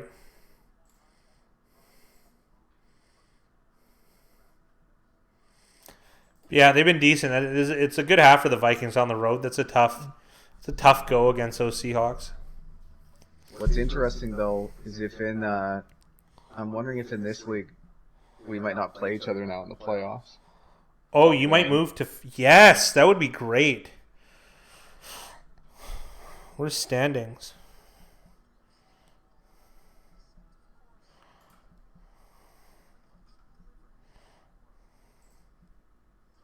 %80 cover probability on the spread, but only 34% for the under. Carson has the touchdown. He's doing good. And Action Network is excellent to use, guys, as a tool. Sports Insight is part of the Action Network, which is what we use all the time. Here we go. Yeah, you'll end up playing Jurgens Goff. He's a bit of an absentee owner, too. You'll have a good chance. Goff, Moore, Mike Evans, Tevin Coleman, Todd Gurley, Noah Fant, Alshon Jeffrey. Oh, man, you got a good chance at beating that team if you end up playing them. Mm-hmm. Dylan Clark, let's go Vikings. Trying to win my fantasy league 2 years in a row, boy. Yeah, nice awesome job. I was surprised by the week that the winning guy put up. Oh, he's actually picked it up since.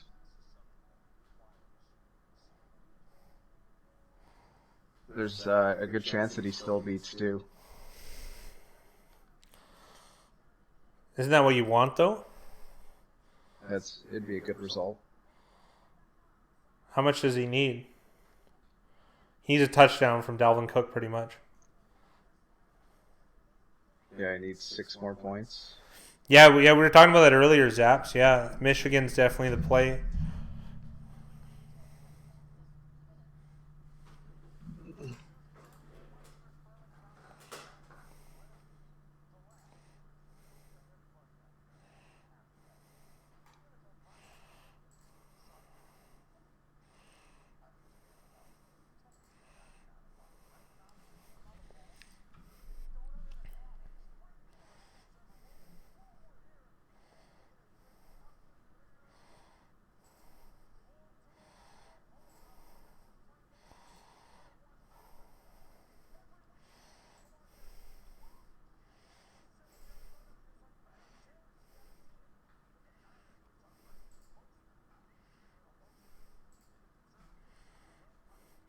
Oh my God! Chris Berman just said Colonel Mostert in the in the conservatory with the lead pipe. That's hilarious. Best waiver play all year, James Washington. Yeah, I can see that. Michigan is so good. Under 49 it is. Oh.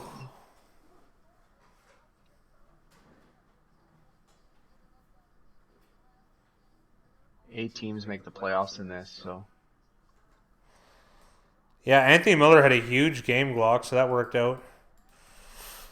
Big Ryan and I in fantasy, we'll draft like 10 running backs in a row, and then we'll just play whatever receivers. Like, we don't even care.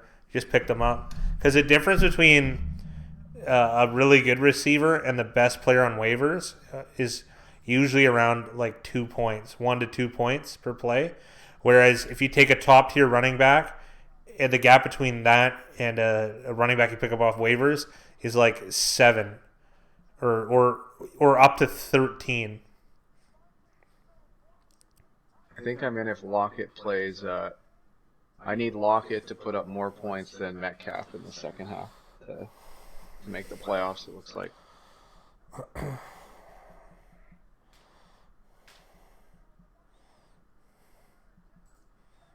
Or I need Hollister. You started Hollister? No, but another guy did, and I need him to beat.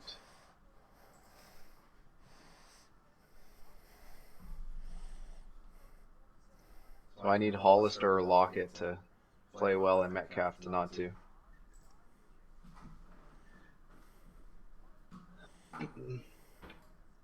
Both Julio and Tate sat out, so I picked up James Washington, best waiver play of the year. That worked out very nicely.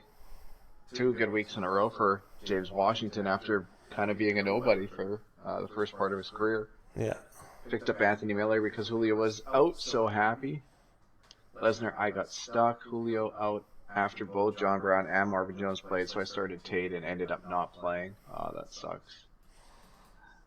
I need Josh Abercrombie. Abercrombie.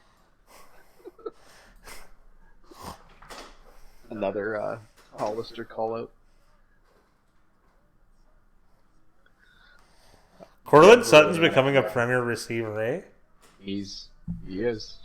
Yeah, that was Big Rye's waiver pony was Cortland Sutton. Oh, it's not because I thought he'd be any good. No, it's not. Opportunity. Yeah, he picked him up just fortuitously, and it worked out.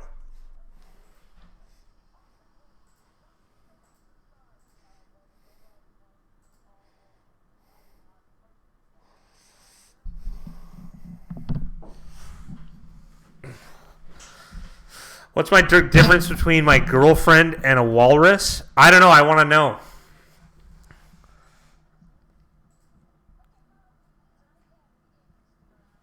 Lesnar ended up starting Russell Gage with Julio being out. Adams had a good game. So did Miller. Dylan, let me know. I'm on eggshells. It's called a cliffhanger, pal.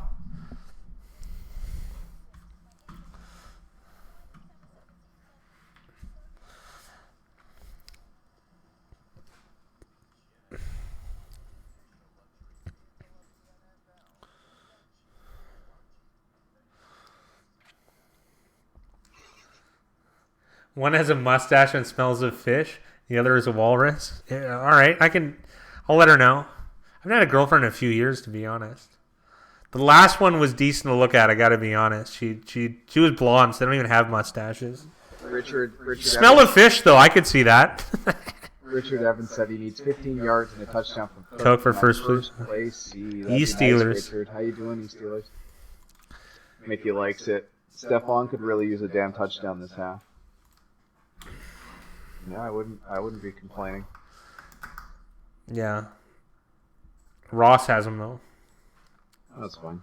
Yeah, he's still too far away, I think. Even if I lose, it's not the end of the world. Yeah, I don't really want to play you, though. Don't blame you. Whatever, I'm the best team in the league, you jerk. You don't want to play me. Playing Sun Tzu, you just never know what could happen. Yeah. Do we do FanDuel? Fat guy, I'll let you take this one. No. The reason why, JD, is because it's if you casually do it, everything's going against you. Well, first of all, the rake is really high. Kind of like Super Bowl bets.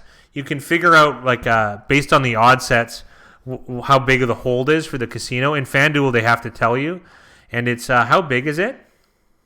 15%. 15%, which is in way higher than any other, any standard any standard spread betting. That's way higher. So right, daily fantasy is a scam. Yeah. And then not to mention the pros that do it, they set their lineups. So they'll set 400 lineups, or they'll be able to do optimal lineups. And think of it for this way: when they set a lineup, they'll have scripts that will sign up for everything. And it's not like poker, you're playing heads up for $1. You already have this information already at your access, right? You don't actually have to manually wait for it. So they can sign up for anything from $1 to 1,000. It makes no difference, so they will, right? And then the sharks have already eaten away all the meat that's still there. So it's a whale that a whale that exists only for new entry suckers, I think, at least. Plus, there was insider info that something like 30% of the winnings on both sites were made by people who work Who worked at those places, yeah. Because they get insider information on what's happening at all these companies and then playing against suckers like you and I. Yeah. Well, you and I wouldn't do that, so... Yeah. Mickey Hill said, what did the blind guy say at the fish market? Bada bing. Bada bing.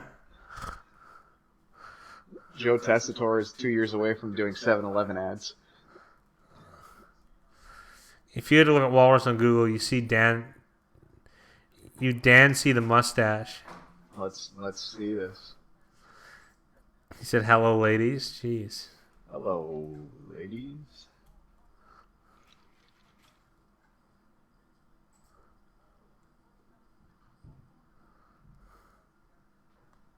A walrus mustache is serious. Lackluster though, Dylan. Goo I was goo expecting gachoo. more.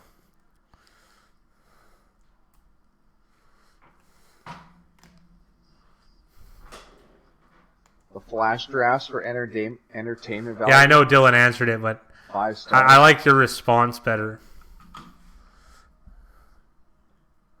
For Juice, Dylan Clark, Pinnacle offers the best odds. Generally.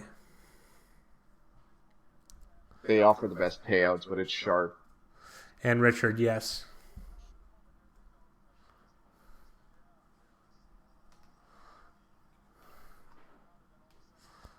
Colt 45 and 2 zigzags.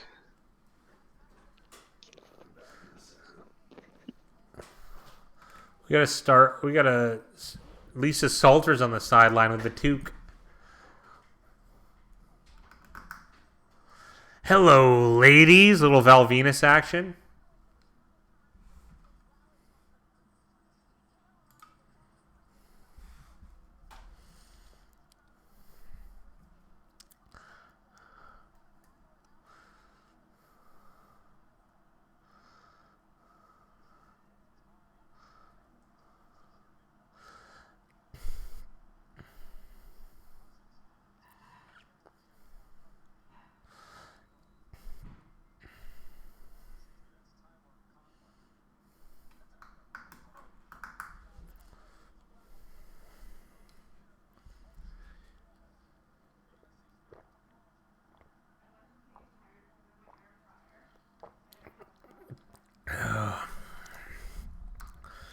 Yeah, we do bet on a unit system. We do one standardized unit throughout the year, and we stick to it. We used to be more flexible with it, but we found that to be inconsistent. And the unit sizing is dictated on roughly 1% of the bankroll. So it kind of adheres to the rules loosely of Kelly Criterion, but a little bit more conservative, to be honest. Actually, a lot more. So more like quarter Kelly. Who's getting the stinky tea this week? I don't know. Cassone is the Cassone, probably. They've been taking forever to get there. So I sent a T-shirt to a guy that lives 20 minutes away from us and it took 18 days. So probably because it's around Christmas. I don't know. And it's Canadian Post, so whatever that means.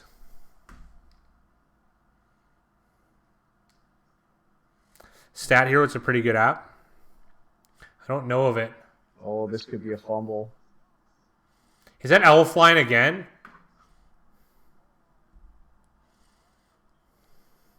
It might have been Elfline. It was Brian O'Neill. JD, wonder where are you from?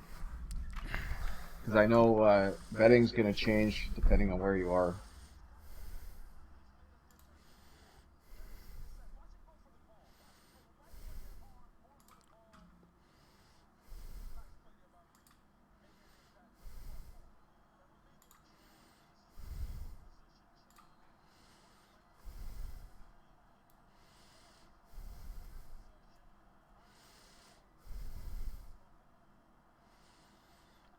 Oh, okay.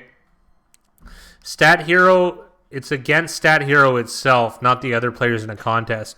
So that would kind of circumvent the pros. I think it is a forward pass incomplete. That's pretty good. Now it really just depends on the rake, and then that would work out. If the rake's reasonably low, then this sounds reasonable to me.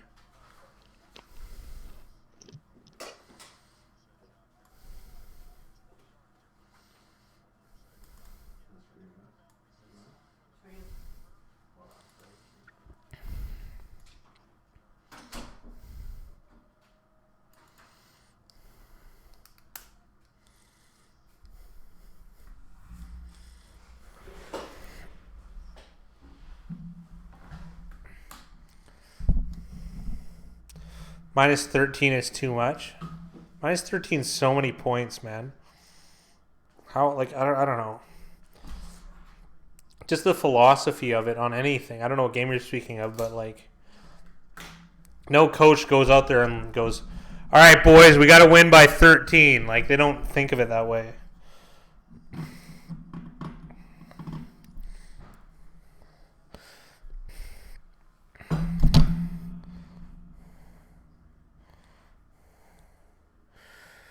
Do you guys bet on Super Bowl? To be honest, this will sound pretty bad. I really only take bets. Like, I did actively bet on the Eagles. I bet on the Eagles and the Broncos. The only times I did. But usually I frequent a bar around the area, and I usually end up taking a lot of Super Bowl bets. So, and luckily for me, they ended up picking the wrong side mostly. So, the Super Bowl has had some really nice lines the last 2 years. I think we've only lost on one Super Bowl, one of the Patriot ones. Dylan, what do you think the line should be on Packers-Redskins?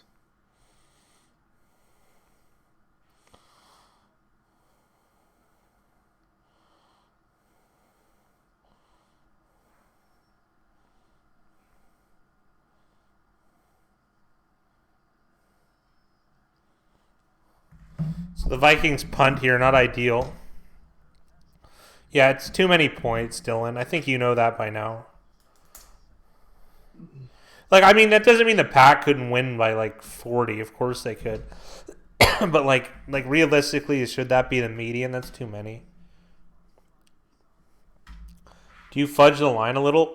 I picked the best one I cherry-picked the best one. Like, not the best one we can find, like the best reasonable book one. For the contest that we can find, as if I were line shopping, as if I had more books to line shop than we actually do. Because, I mean, you got to be honest, I don't get the earliest one, and I don't get the latest one, because we have to do it on Monday night for exposure reasons, and we're kind of privy to, like, if there's an injury, we get screwed. Like, I don't change the contest pick, so I think allowing us that sort of grace isn't unreasonable. So I do specify that, not in every video, but probably once every few videos. So, and it's not that often that I get it's usually I get like a half point every third game, or maybe a point. You know, it's nothing too crazy. And I won't pick lines where like the juice is like minus 120, because that's dishonest, I would say. So I'd probably say the biggest juice that I would take in those games is minus 115. So, like, when I'm doing the contest odds. So, I guess a little bit in theory, but at the same time, when you pick on Monday, it's, like, not that ideal of a time to be picking, right? So, we could do the video on Tuesday, but we're going to lose a lot of, like, first mover advantage as far as the video goes, right? Well, it works out, like, you give a little, you take a little. We're making 256 picks in a season. How many does it actually affect? Maybe 1 or 2 games? I'm going to say like 4. I'd say it'd come into play 4. So I guess we get the benefit of maybe 4 wins. Maybe, right? But then also, too, you guys get the option, right? Like, the contest participants have a huge advantage over us. Because not only they get to see what we pick, they get they get to pick when new information comes out, they get to pick closer to, right? Like, you could do it right on Thursday, right? So... What's the problem when it's minus 120? Well, that's double the normal commission, right? And online commission on Pinnacle, it's like minus 104, minus 105. So to put it into better perspective, you're going to be paying 120 to win 100 instead of 105 to win 100. Your win rate has to go up. Speaking to your bar. Oh, yeah. Absolutely, Mickey. Yeah, like, it's unbelievable. If the line's 3, I'll say 3.5, and they'll take it. And they'll take it at with commission, they'll take it. And then sometimes I'll move it to, like, if I know, like, there was a good one. It was Lions last year. Some guy phoned me, and he's like, I want $1,000 on, because I beat him for $1,000 during the day. And so he phoned me. He's like, I want $1,000 on the Patriots. It was Patriots at Lions. And me and Big Ryan already bet on the Lions +7. So I said the Lions 10.5, and he said yes. Like, I know I guess it's hustling and it's a little bit crude. But, I mean, if you're going to do it, you're going to, like, you know, he's going to lose it to me, or he's going to go to the casino and dump it all. Might as well lose it to me, let's be honest. So, because those types of guys I don't really have compassion for. I have lots of them in my family, too. They just want to get money down on something, right? And they don't care what. And if you don't give them action, they're going to get it somewhere else. So, at the same time, there's a morality issue, but I stopped feeling bad a long time ago.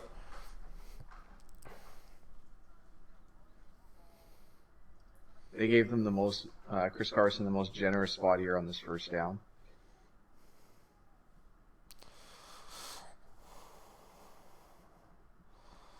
2 deep safeties here. George Fant in motion.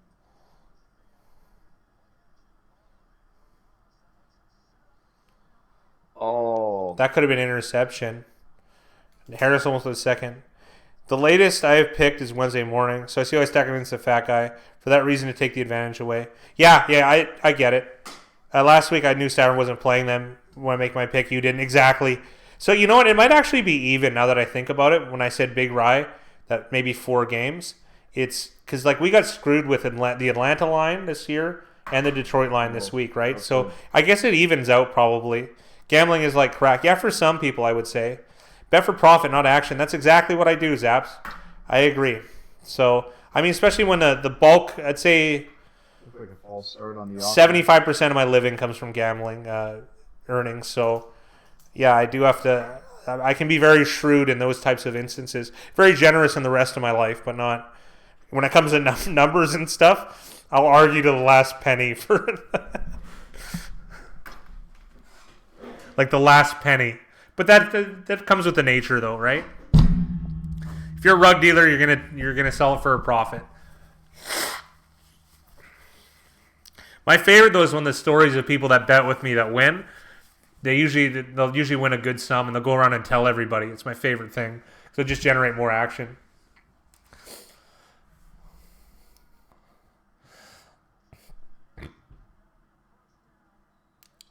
Metcalf with the first down here. Metcalf, Xavier Rhodes is a nice matchup. Rhodes should do well in those spots, though.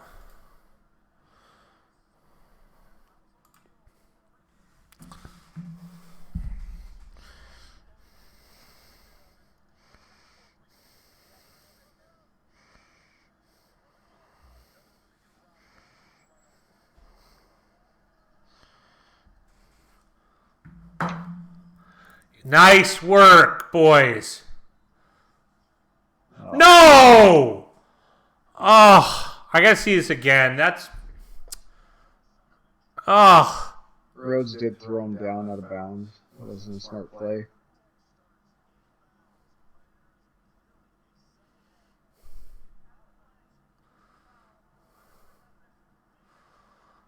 Oh, dude, I don't know about that.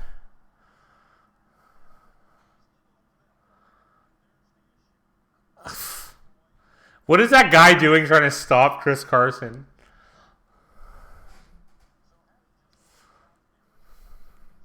Not much there, but Carson does a good job selling it.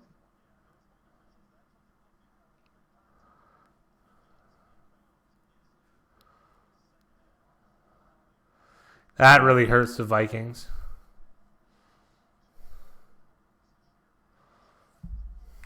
That is a killer. Mickey couldn't be more right.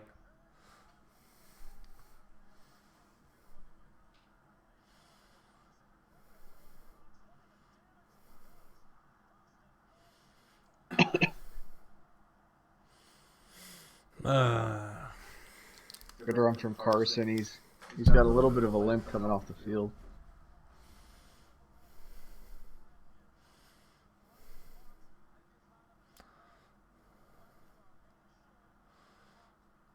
What was Harris doing, man? Harris should have came up and made that play. Why do they tell these players to play downhill? Why is like Baltimore the only defense that does that I can think of?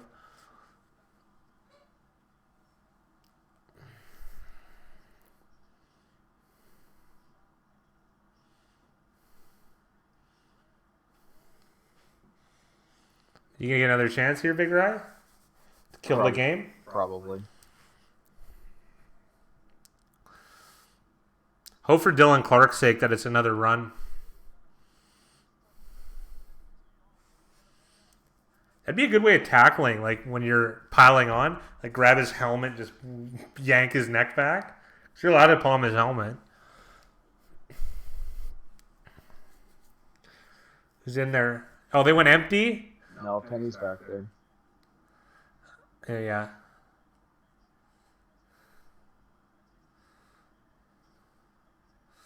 It's unfortunate.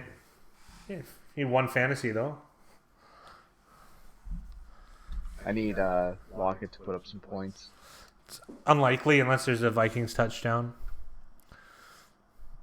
Total's at 34. We need 43. We need 9 more points. It's not unreasonable to win the pool. Seattle's got to get this extra point first. Yeah, that's true.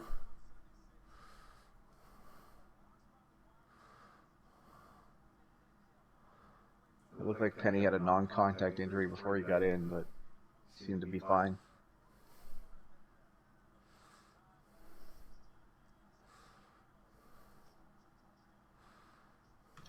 Extra point is good. We have them tied at 17. A Vikings touchdown clinches it for us. Yeah. Yeah, it does. So we just need the Vikings to score a touchdown, and we'll be good for the bar. And then we need a Vikings win or Vikings cover for other reasons. Yeah. Seahawks just scored. They certainly did. I know. I was rooting for you, Dylan. So a lot of moving parts right now. A lot of moving parts. Hey, Vikings are still covering, and we got the ball, JD. Could be worse.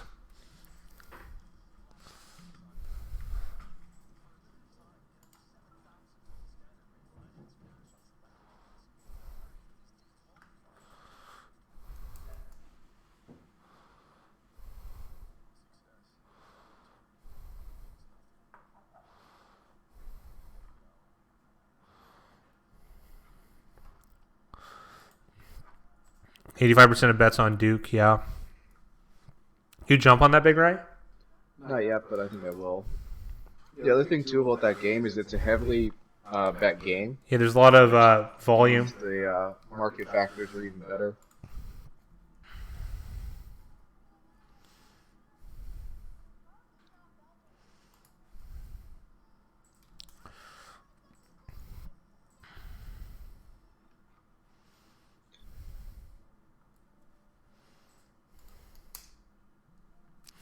Yeah, wow.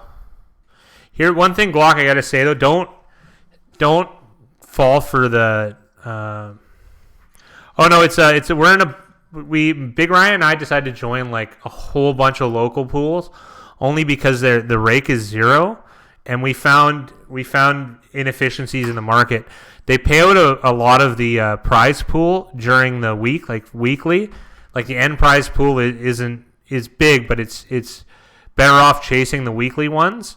And we found really big inefficiencies because you can look back at what everyone picked. And so we put all of those into a database or into a Google sheet. And then we figured out like how much expected value is on taking, like, for instance, 6-point underdogs in what spot straight up to win. I.e., we took Minnesota in this pick'em and Houston last night. So we're about to win our second week if Minnesota pulls off a victory or the score goes 43 or higher. So we won 1 week in a pool of 840. So or we came second. It didn't matter. It paid decent. So we've kind of found we found a way to pretty much win money almost guaranteed every year doing this, just because everyone sides with one team so much more than the other when it's close. Like, for instance, this game will be, we live near the Seahawks, so it's like over 90% of people are betting the Seahawks. But like the win percentage for the Seahawks is like 56, right? So it doesn't even make sense. So the easy pick is Minnesota, right? So, Glock, what I was going to say, though, is don't forget, even though like everything is going to take Michigan State's way, the market, and all of us like it, that at most it means it's a 60% chance of winning. So don't get too crazy like, oh, it's going to happen for sure. It's never that way. It's like it has a more likely of having, right? So the expected value is to take Minnesota State, but that doesn't mean in this one instance you're going to make money necessarily. Sorry, I had to be a party pooper about it because people have misconceptions about gambling profits. You only want to bet between 1 to 3% of your bankroll on any bet, and there you go. There's a fumble and picked up by Seattle. Unbelievable. How Seattle is this, eh? They're making plays.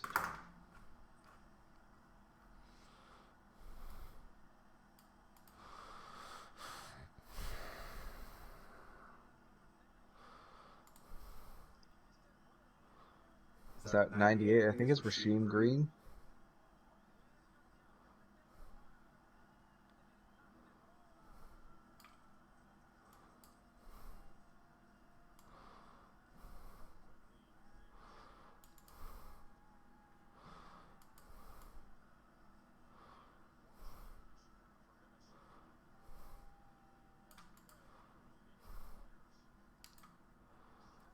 There's a player injured on the play. Diggs is down as well. Cook looks like he's hurt. Uh-oh. Madison was available in one of the leagues. I was thinking about picking him up. Easy to say now.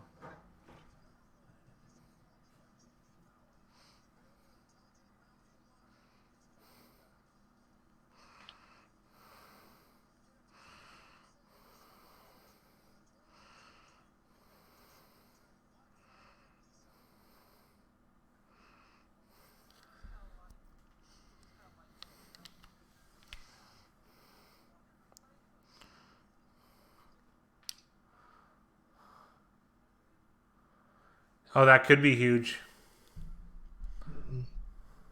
Yeah, if you have Madison, that's really nice. Cooks and Diggs hurt on the same play. Vikings whole season just got thrown down the toilet. Yeah, it's possible. Still too early to say they're gone. They're just both down. That's not like skill position. Like, I know it was a strength of theirs, but you can come back from that.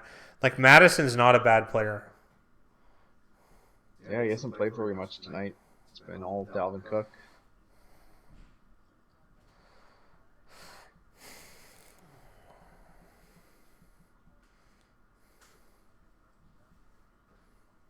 Everyone's about to blame Kirk Cousins for this loss. That's usually what they do with Kirk Cousins.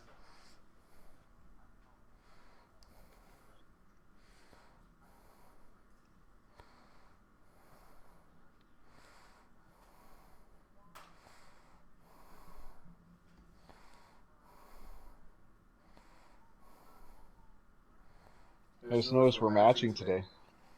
Are we? Yeah. Oh, all right. Yeah, I phoned ahead to make sure. I was worried about it. I got to get a haircut and a beard trim. I really do. This is unruly. Oh, if Dylan could make a bet. Dylan can make a bet. I'll shave all of this hair off and my eyebrows. No, I'll put slits in them like I'm in a gang. We don't exactly have cool Canadian gangs. I got to be honest here, guys. Only the cool. Actually, we have motorcycle gangs, I guess. That's something. Oh, that's so annoying for the Vikings cover. Like, what a terrible play.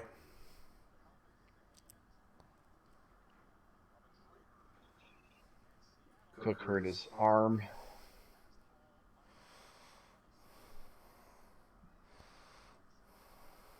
toss to Carson on first down. He's going to pick up about 2 to 3 yards.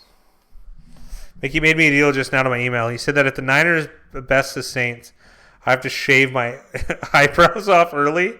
But if the Saints win, he ordered me a couple Domino's pizzas. That's not bad.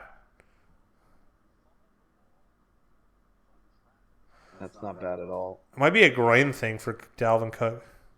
He was holding his arm. He still is.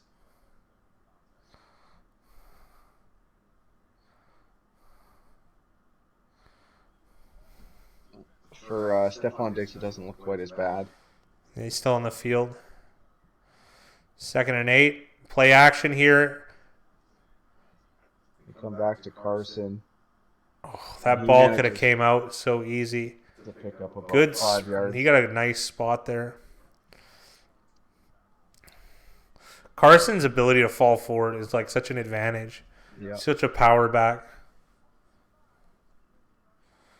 You're on. This is so good. This is so good. I love it. I love it. Diggs will be fine.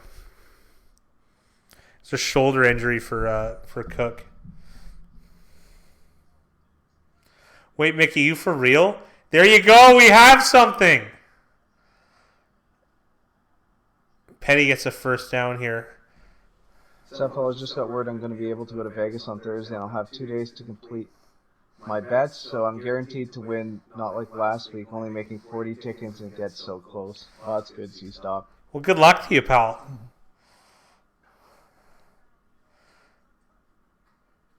Hell yes. This is happening. This is happening. Dylan, you booked it, pal. I know you were semi-joking, but I don't know. You booked it. I've witnessed that.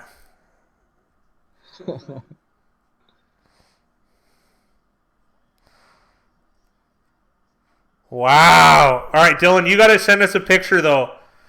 We need a before picture and an after one. So take one now, and then, I don't know, we want to see it after. You got to lose the eyebrows if they lose.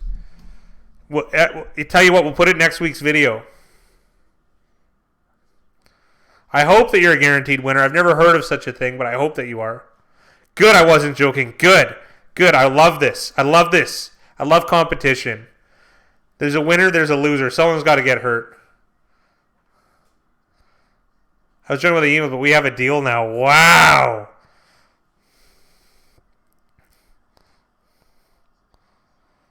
I like how shaving Dylan's eyebrows only costs a couple Domino's pizza. I wish I knew this. I know. I would have been on this bandwagon a long time ago.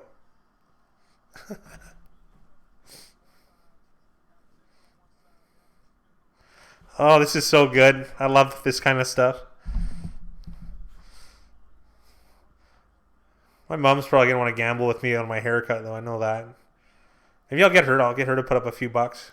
She always wins, though.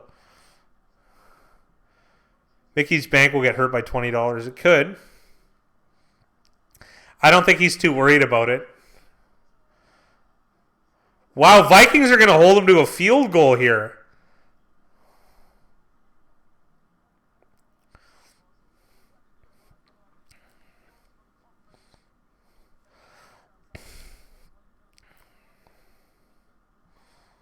Look at Hunter, because Hunter tries to... He slows up, and I don't blame him.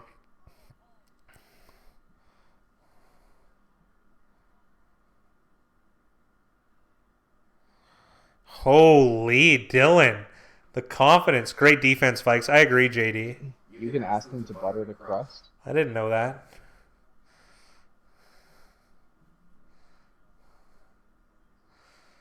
No, that'll be after the game. Posting it later tonight. Yeah, Vikings defense pulling through big, absolutely. Put that in the email too. This is so funny. I love this. This is some fantastic chatting, or live chatting. This is so good.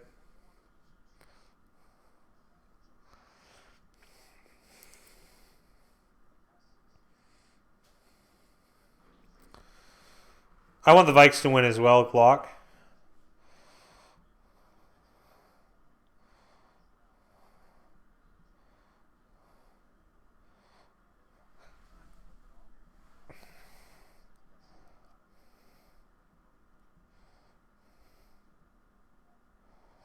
Who, Mike Iupati? He had his foot stepped on. He should be all right.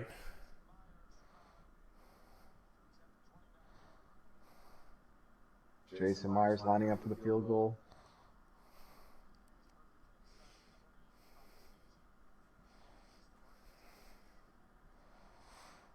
Field goal good.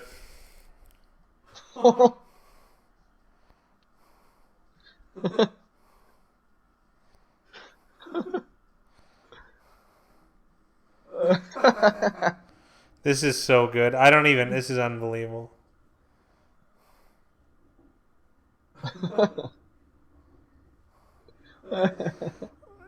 Oh my god, this is unbelievable. Dylan says, you know what? Not only will I shave my eyebrows off, but I will never have eyebrows ever again. I will shave every few days to eliminate hair. Because I don't think I'll look bad without eyebrows. This is so good. Yeah, I was going to say, there's no way Mickey Hill was going to pick the Niners, but the risk versus reward, eyebrows for pizza, is pretty good. Dylan, we are going to need confirmation, and we will put it in the video if you email us the pictures. That will most certainly be highlighted in the video. I think Dylan's getting off easy here. All he has to do is shave off a couple eyebrows. No, are you serious? Who wants to look like Caillou? I bet you most of the listeners don't even know who Caillou is. Oh, Caillou's some bald cartoon character. Is that Canadian? Yeah. Big Rye will show you Caillou is.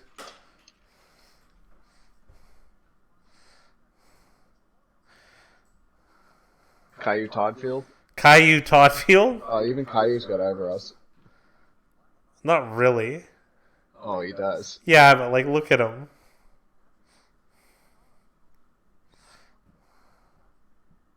This is disturbing. Caillou, the grown-up, asked me anything. Yeah, so next week after the game, if you lose, I'm gonna bring up the bet anyways. But if you lose, you got to send us pictures, and then we'll be putting the video. Because we have to be a witness here. This is too good. Oh my god, this is great.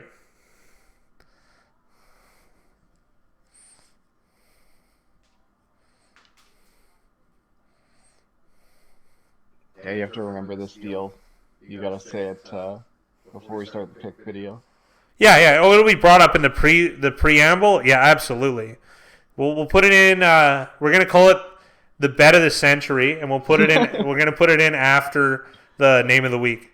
I don't know. It's pretty lowbrow. What? That was so dumb but funny. Yeah, so we're gonna do name of the week. We'll put it in the segment after. We'll make the bet of the century: Mickey Hill versus Dylan Toddfield. I guess part 2 there'll have to be a chess game or multiple chess matches. I don't know, best of something between Dylan and Zitvono. We can extend this. Dylan, you're going to be competing for your life, it feels like.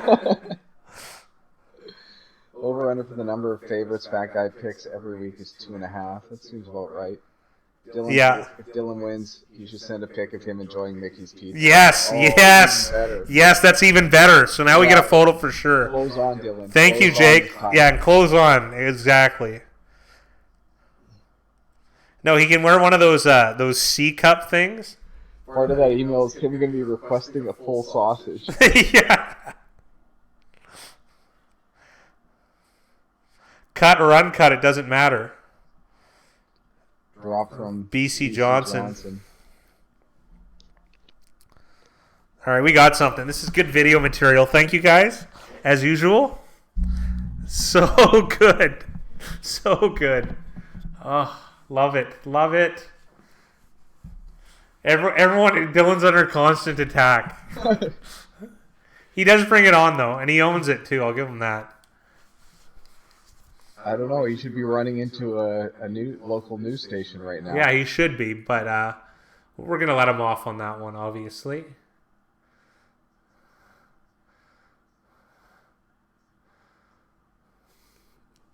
Madison with a good game. Picks up about 16 or 17 yards on that screen.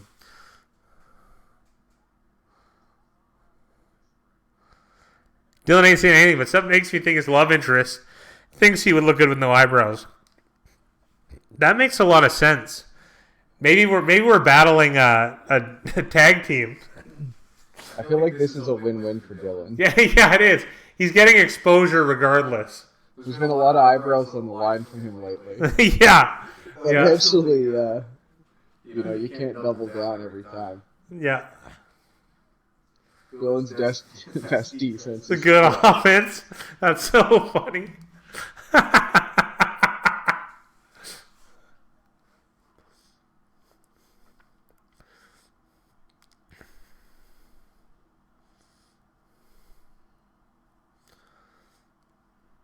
Second and 10 here. Madison in for the injured Dalvin Cook. Diggs is at the top of the screen, so we're all good. And that's a false start by 54. Josh Klein. Come on, pal. The noise getting the Vikings. My girlfriend said she would be fine with it. Oh, sure, pal. Sure. There's some sort of lie in there. I'm not going to reveal which.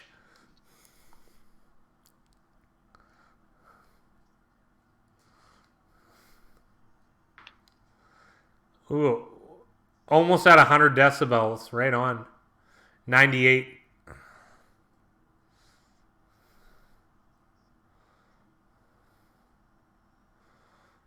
Ball bad. We're gonna get a 3rd and 15. Very bad for the Vikings. You're difficult. Your girlfriend Phil. What is Dylan's definition of a girlfriend? Both those comments very funny. Nice bat from Ziggy Ansah, able to get up. 3rd and 15 at their own 33. If you're going to pull out a big play, the Vikings, this would be it. I don't know if his screen's going to do it. I got to be honest.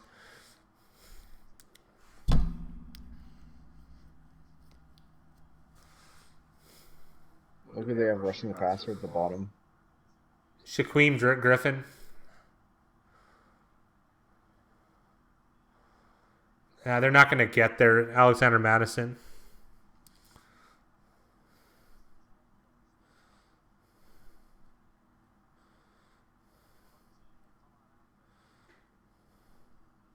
The Vikings are in a nice territory to punt this ball, so hopefully they can pin them deep, and this defense can get a stop.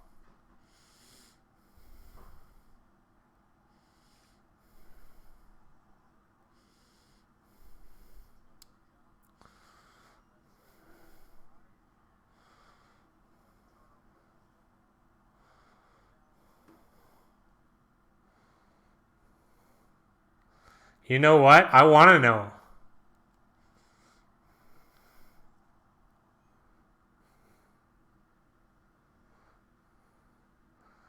I'll also give Mickey the 3 points. Dylan, man, you already got... I think you want to lose now. I'm just saying Odell hasn't been the same since that midseason boat trip in Dylan's neck of the woods a couple years ago.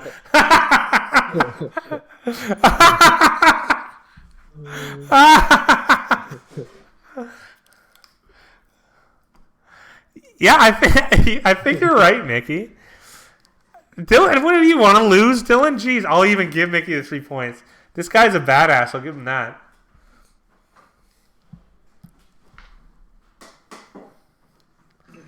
You guys got to settle on 2.5 or 3.5 because there's no pushes in this. There's no pushes in this contest.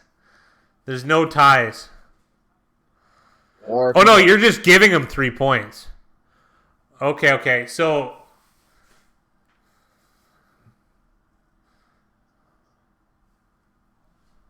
If you guys want to keep it at 3, then Mickey has to get a pizza and Dylan has to shave his eyebrows. I'd say let's make it 3.5.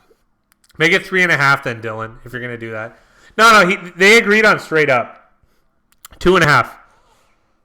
I know it's a big win percentage. I'll give back home field. Well, it's 3.5 if you're going to do that. It's the Saints, pal. Mickey says 2.5. 2.5. All right, there you go. We have an agreement. 2.5. Done deal. Mickey Hill's taking less points. That's all. I love it. Hunter Smith blitzing. 2nd and 3. They're able to get it with Rashad Penny. Oh, it's Chris Carson, rather. Sorry.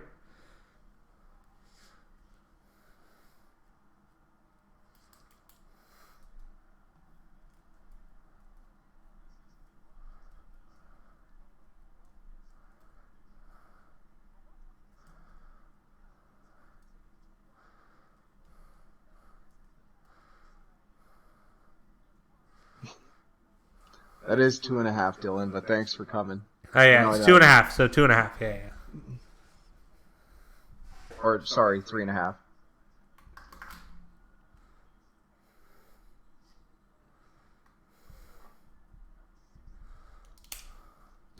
Dylan thinks the line should be Saints by 6. All right, so 3.5 points. That's what it is. Final answer. We've earned it. We've irked it out. Saints need to win by 4 or more.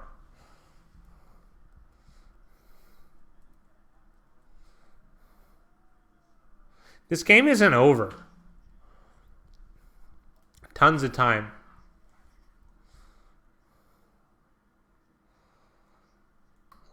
Yeah.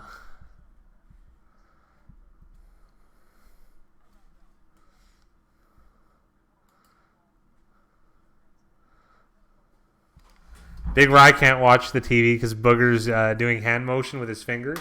Yeah. So, Mickey has San Fran plus 3.5. Yeah.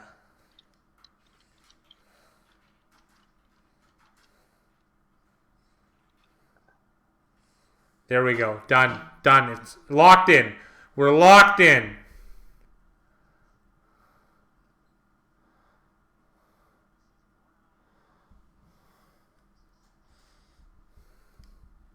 Book it. Yeah, we're locked in.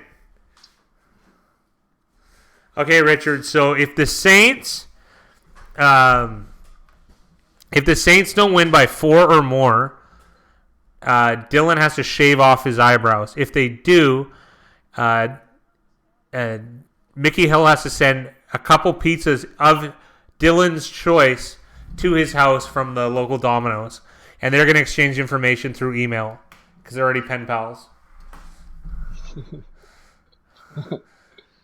Booger throws perpetual gang signs. He certainly does, man.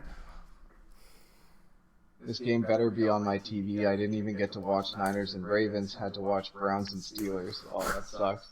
Dylan, you can watch live streams, or you can watch streams online at NFLBite.com. Well, you could just tell them we'll email them. Like, you don't have to... Why? Doesn't matter. I don't know. Or you watch streams online. I know, but like, I don't know what the YouTube rules are and stuff. YouTube doesn't care. If the Saints win by 4 or more, you win, Dylan. Yeah. Oh, Zap says, wow, so something big happens here. David Moore, touchdown. Yeah, we won the bar pool, but that sucks.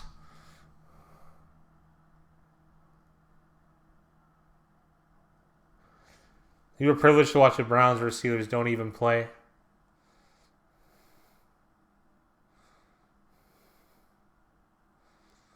What is this dance one?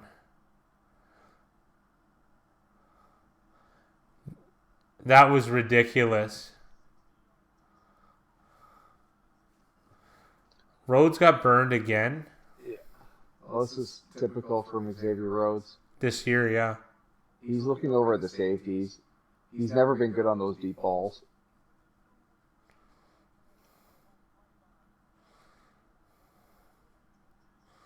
He was expecting safety help there, and there wasn't. The safety had creeped up into the box.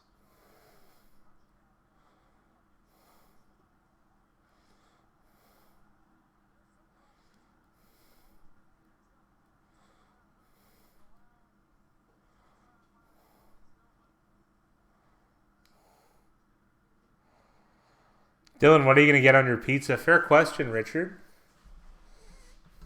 Well, he already said he wants his crust buttered. Yeah.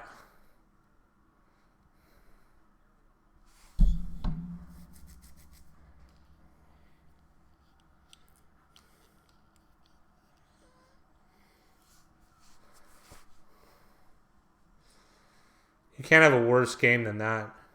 Well, he had 2 good tackles early on. I don't think that's completely fair. No, this is horrible.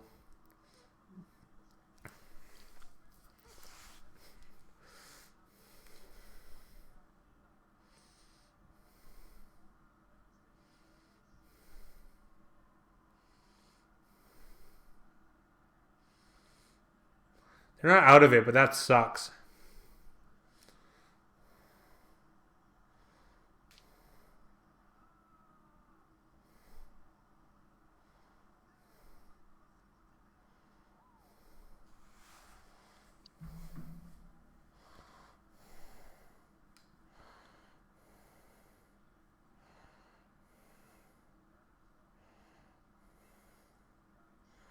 Yeah, JD wonderful stat about that Hawks touchdown.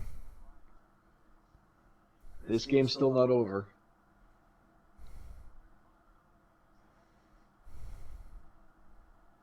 Yeah, we got our over at least. Not good for the 49 under. Yeah, at least we got that.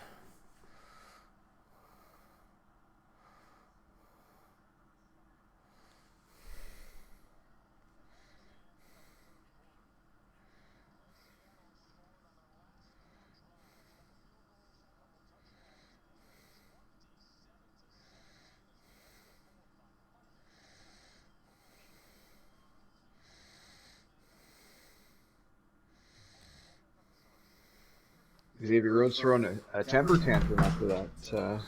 Well, yeah, he's got no one to blame but himself, though.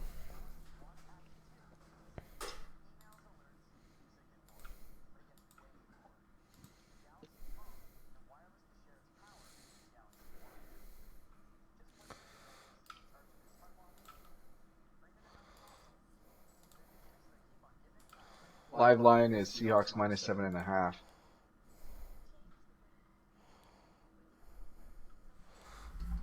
Please, Alexander Madison, help me win my league. Did you start him this week, Locke? Or is it going forward?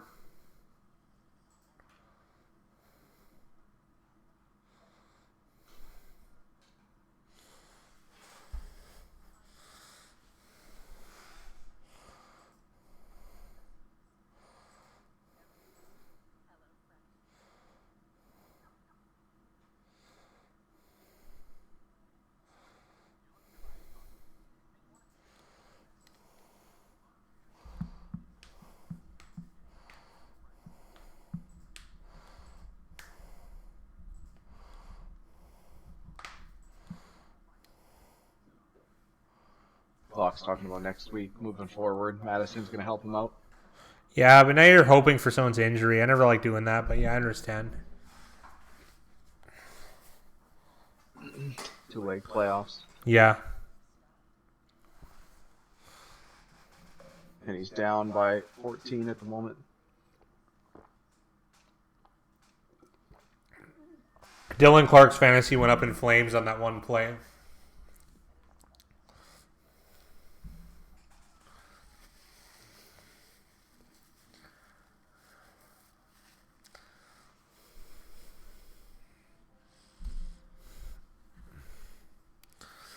No, I know, but I mean, like, Cook. You need Cook to be hurt for Madison to be relevant. And who knows, like, how long he's going to be hurt for, right?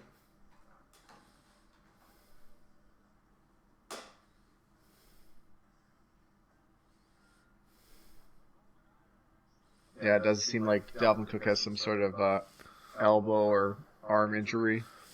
Yeah.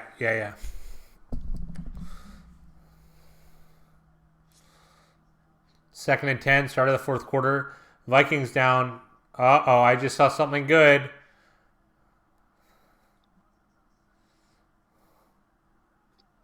Interception from Seattle. Wow.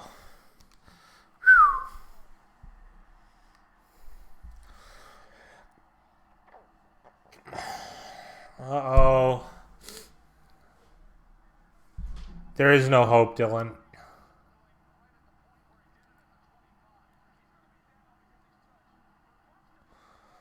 Come on, Diggs.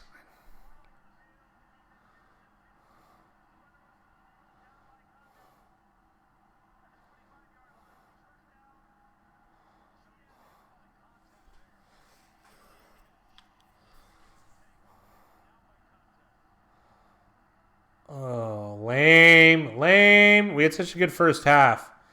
Yeah, it happens.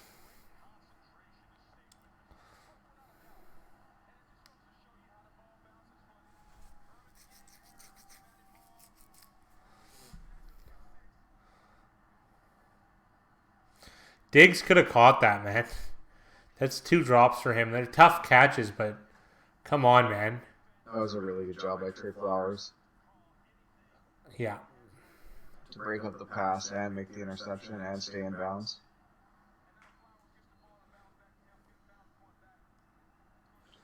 Vikings just bungled this game away in the second half. Holy hell. Yeah, I would agree. up 17-10. They're giving up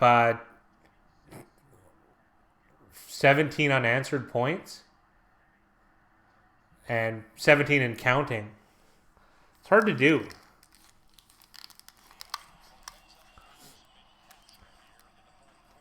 Mickey Hill said 500 back-to-back weeks. Yeah. Yeah, we're below 500 back-to-back.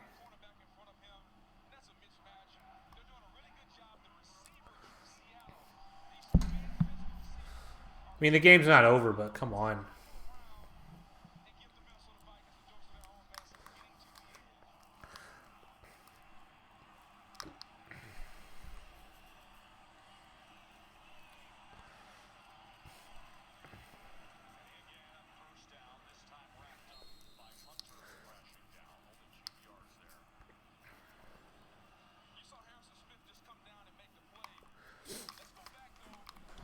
Oh. Lots of touches tonight for Rashad Penny. Yeah. Part of it's because Chris Carson got an injury, too, though.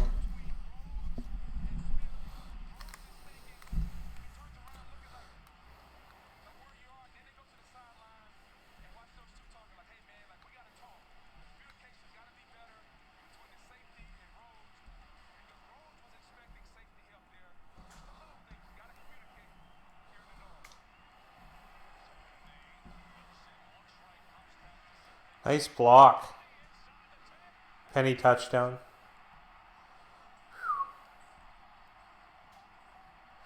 I don't know about that, Richard. I think he's quite hated, to be honest.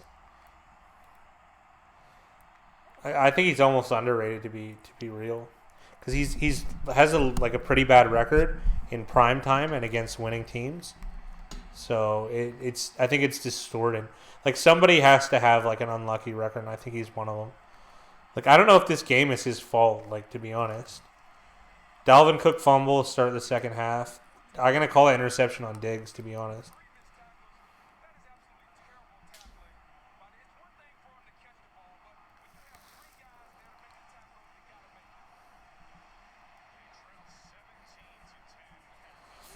Yeah, it's just I think he's above average to good. I really do. That interception's not his fault. Took the air out of this chat. Holy.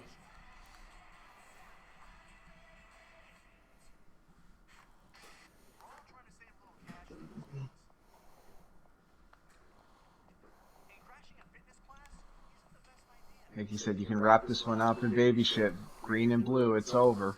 Touchdown Hawks. He was doing phenomenal in October and declined in November. Mm-hmm. Cousins very inconsistent, I guess is the best way to put it. I wouldn't call this performance that bad, though. No. But quarterbacks are always going to get brunt. a healthy share of either the good or the bad. His decision making is horrible. He has very low football IQ. Maybe it's just I just think it's easier for us to tear apart than it is for us to, you know what I mean? I'm kind of with Mickey. I would put him at 10th best quarterback. I really would. It's just tough. Like, I don't know. They had bad protection last year. Everything has improved this year, especially with the run game. But in these big moments, he has faltered. So he failed the eye test. I'll give you that, Richard.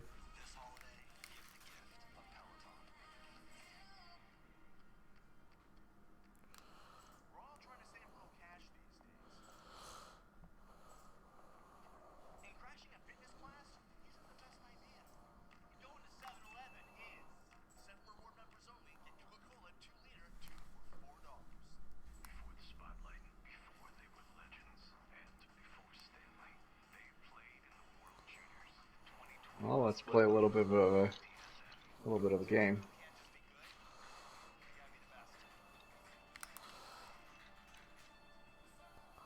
Let's get a little controversial with chat today.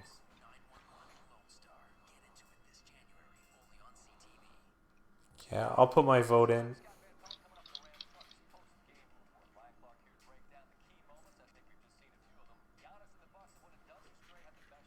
I didn't know that, Glock. That's horrible.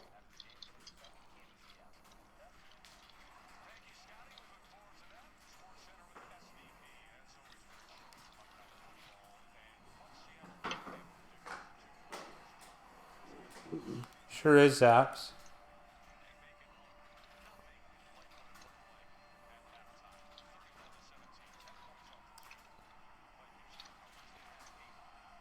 Baker Mayfield, Devlin Hodges, Sean Watson.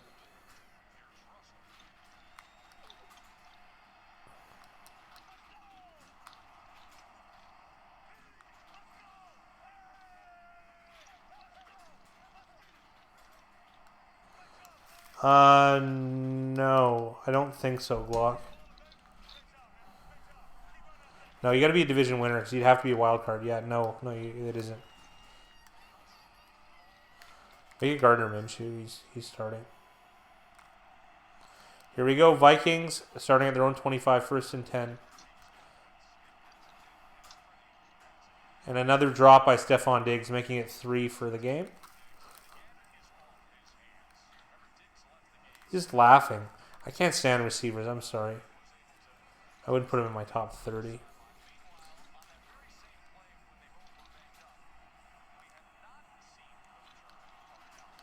He's sitting on the bench, Dalvin Cook, so there is maybe some hope. Man, Diggs, how can you laugh after that interception and now you just dropped a pass? We got another screen to Madison. This is going to be a good one. About 16 yards. A nice positive game for Minnesota.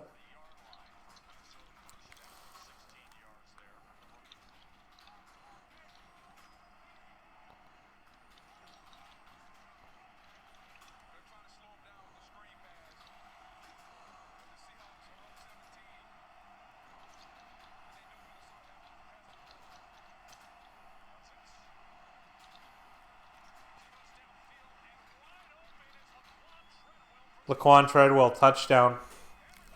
Here we go.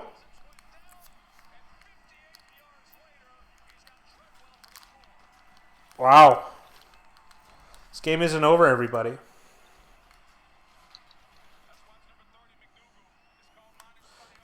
Don't put David Blow. Put Matt Stafford.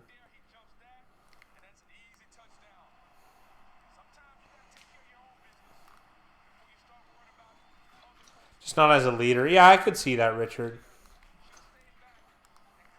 Try not to go on eye test, though, you know what I mean? Like, that's Vikes touchdown. This is a weird game. They were fighting tooth and nail for every yard in the first half, and now there's just been, like, defensive gaffes.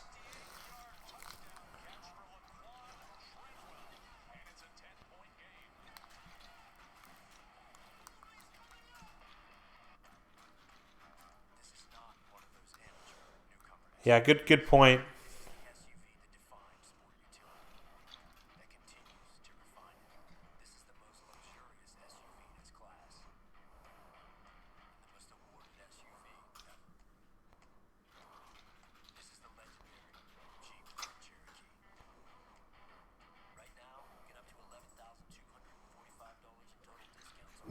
All right, taking a look at these guys. Do you want to switch over? Why do you only have 32? 31? There's 32. Oh, there is? Oh, I'm an idiot. Maybe Devlin Hodges switched to Ben Roethlisberger, maybe.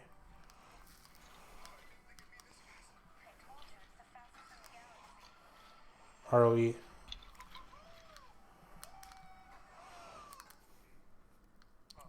See, we could probably agree on number one. Who is it? Number one for me is Russell Wilson. Number 2.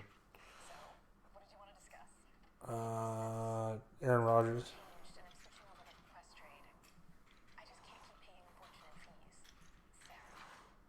Number 3. Oh, gets tough here.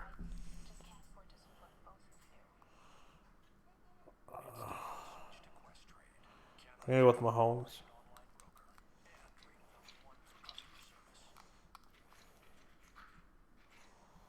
Number 4. Drew Brees.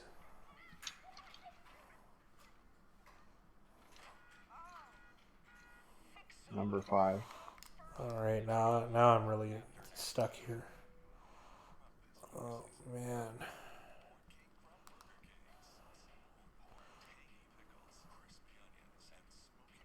Oh jeez.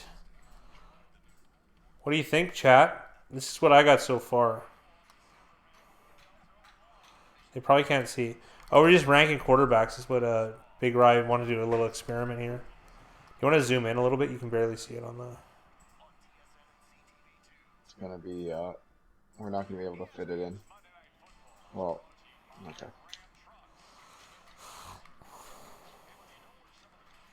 Now, right now, who would you want right now as apps? If they were at their healthiest?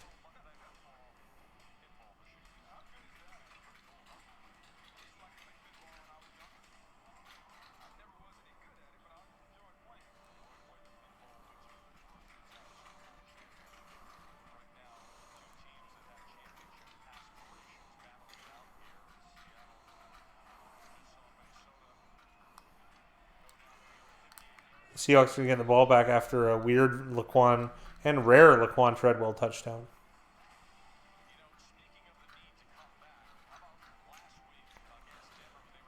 Right now, if they were healthy, Richard, that's you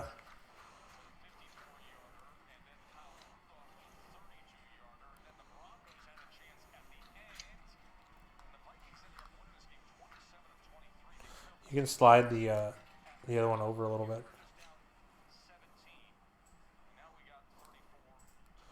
Yeah, Watson. I think you're right, Richard. I got to be honest.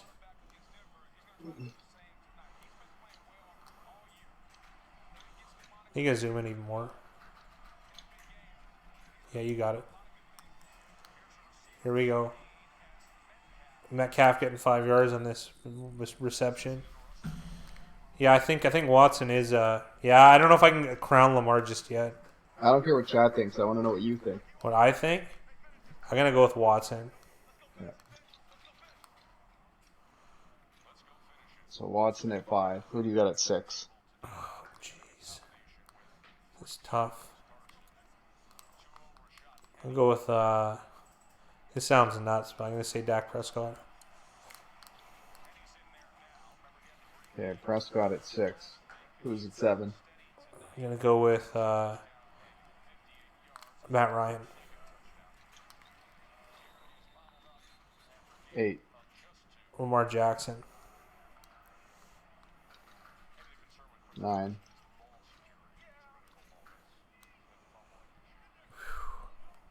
This is hard. Jimmy Garoppolo. Tom Brady. Tom Brady.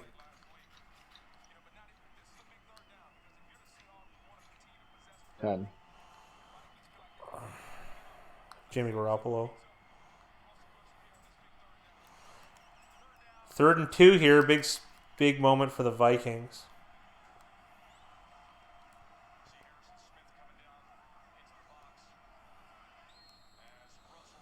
Wentz. I thought he'd be in my top 10. Cousins, but I guess he isn't. 12. Cousins.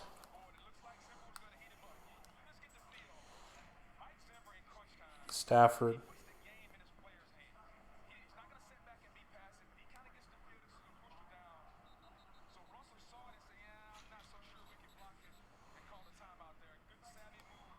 Goff.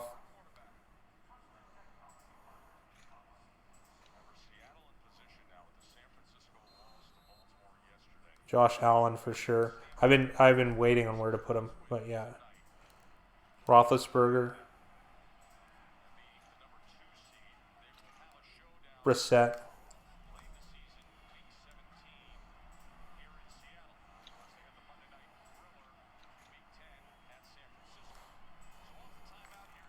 Here we go, 3rd and 2. Oh, they get him? Oh, yes, okay. Vikings getting the ball back. Here we go. I'm going to go with Daniel Jones.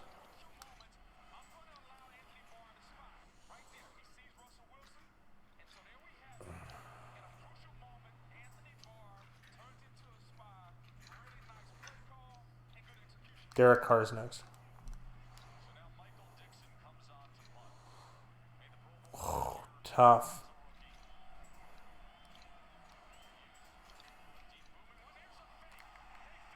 Oh no, fake punt. Oh, that's good job, Seahawks. Got to be honest.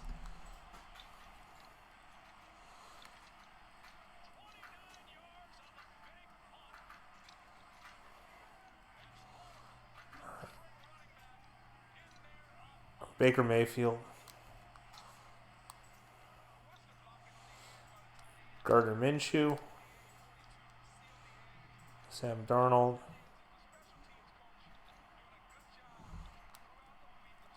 Ryan Fitzpatrick. I actually like him over those guys. I can't believe I'm saying that. Oh, no, Ryan Tannehill, then Ryan Fitzpatrick. Kyler Murray. Phillip Rivers looks horrible right now. I'm sorry, guys.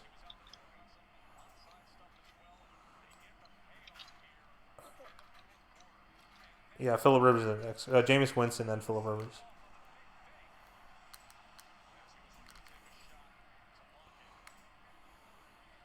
Winston and Rivers. Winston and Rivers. And then Kyle Allen. Andy Dalton. Trubisky. Locke, and then Haskins. We went with Kyle Allen because he's probably going to start going for it. I think that's it.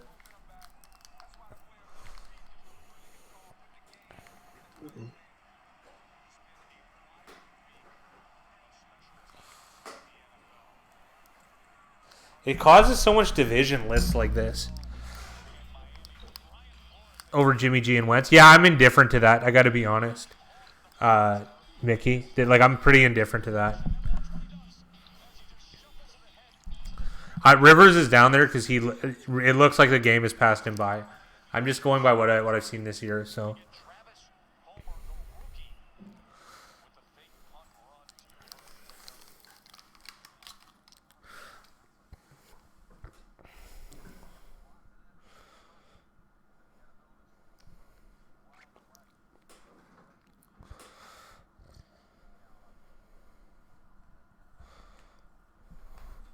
Matt Ryan is too high and Lamar is too low. I don't know. I kind of like Matt Ryan. I got to be honest.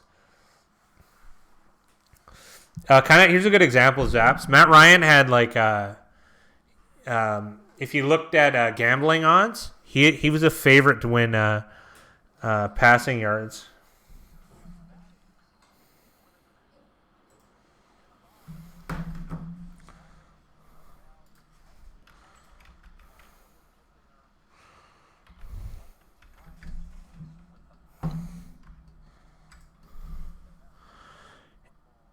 Yeah, in the day, Rivers. I agree, Mickey. Exactly what you said. I have to put him 27. He just doesn't. It's missed, man. It's gone. He's old. You're allowed to be bad, right? I think Russell is the best though, and it's pretty clear. That's my opinion on that.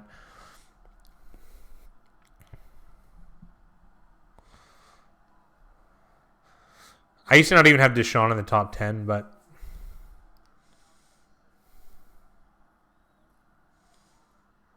They're going to get it again. Oh, it's a fumble!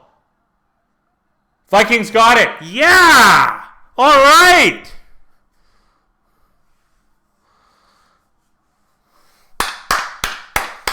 Well, that'll work for you. Yeah, that kind of fumble's good. This cover ain't over, boys.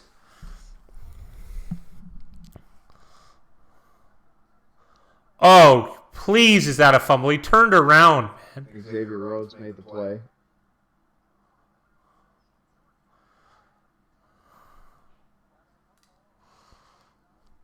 I would take Russ over Mahomes. Same here.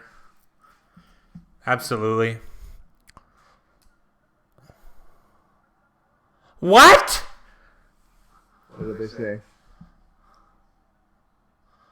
Well, how is that an incomplete pass?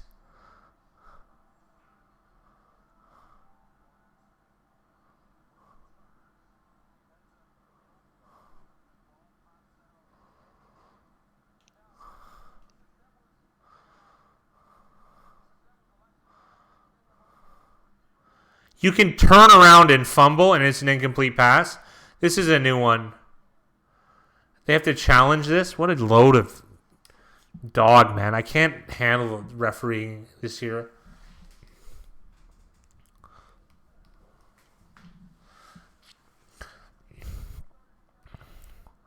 Russ is carrying this team. Absolutely. Their roster isn't even that strong.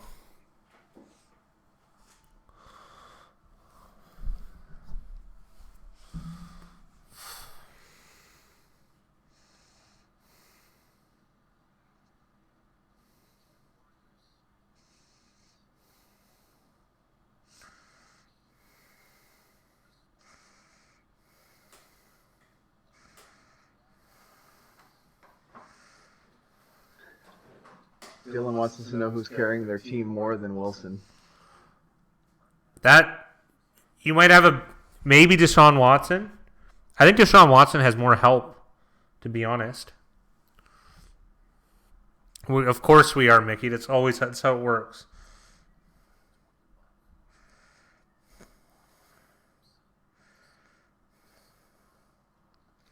Said Michael Thomas. Boss Line said if that's an incomplete pass, then Flowers didn't use hands to the face.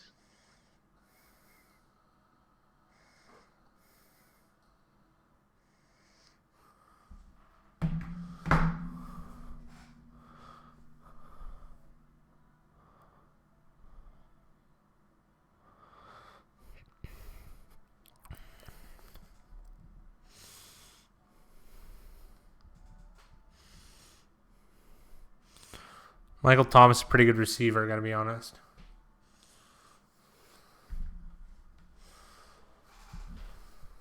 If it's not overturned, then Alberto Riveron should get run out of the country. Alberto Rivero?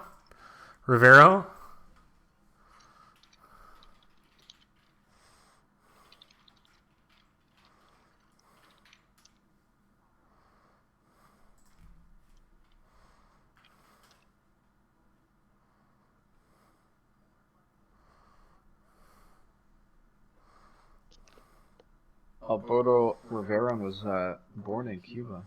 Cuba?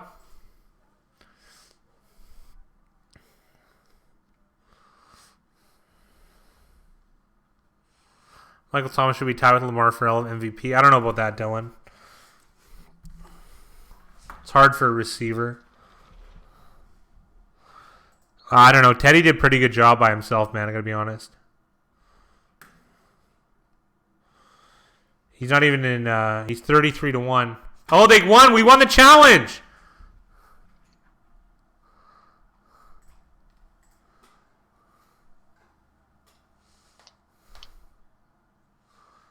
And we got a drop here by Irv Smith, even though it's a tough catch. Yeah, it should though. That would make sense.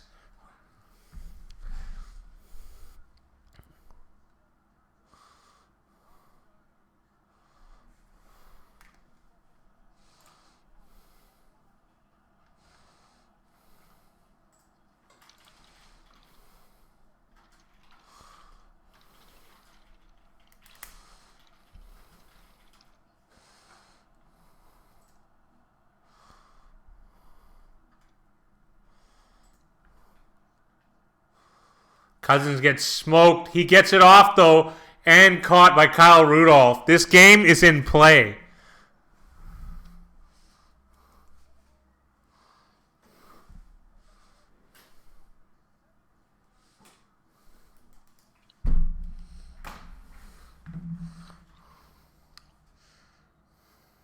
Vikings hurry up to the line.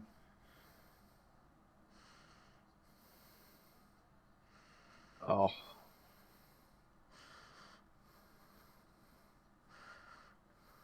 Diggs had a lot of room there.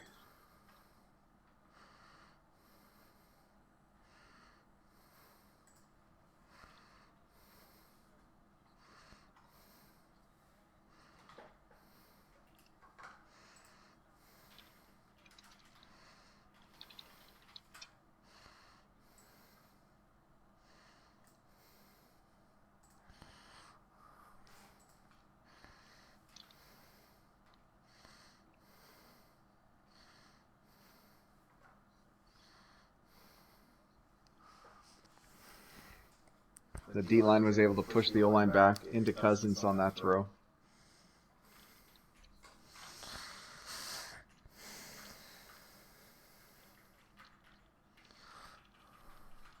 Backdoor push, baby. Come on. We could get a backdoor win. Why not? 3rd and 10 here. You got to get this. We got to be able to make this play, though.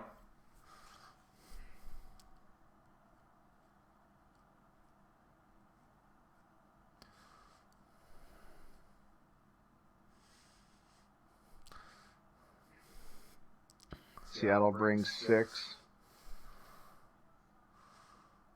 Oh, yeah. That's an easy PI. That was a better chance than than Diggs catching it tonight. Yeah. That was a 5-star Yeah. play. From an entertainment perspective.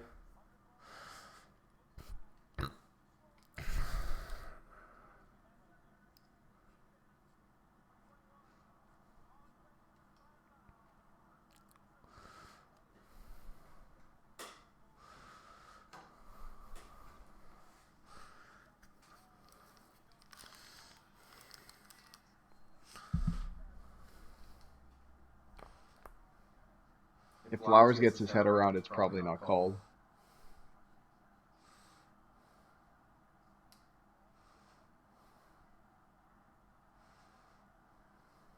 This is a good run. This is a great run. Madison to the 10. Woo-hoo!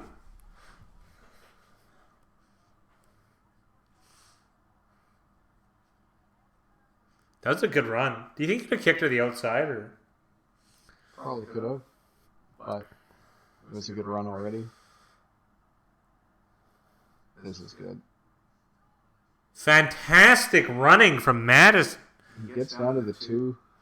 8-yard run. It's going to be 2nd and goal from the 2. And Seattle pretty much had an entire team substitution on the front 7. Getting the goal line package in there. Shootout. You're telling me, man, Jimmy. Oh, Holy, Clowney. his Clowney just kills him. Oh, man. They're lucky that play got blown dead. Clowney is just a violent man. Holy. Clowney actually got off on that late, but Hill completely missed him.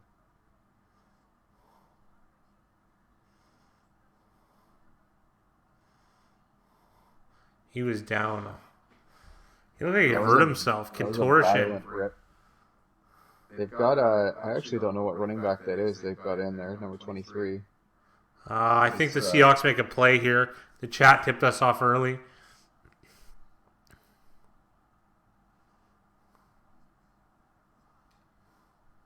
Oh, never mind. That was awesome.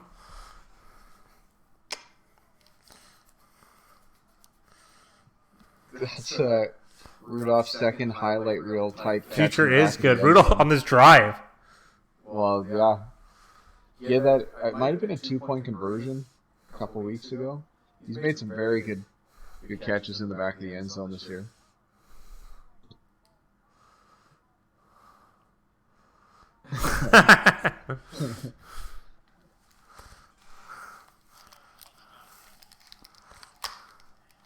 Touchdown Vikes.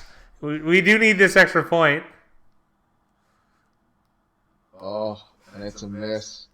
Really? Really? Seattle -3 is still alive. What a game, though. I gotta be real here.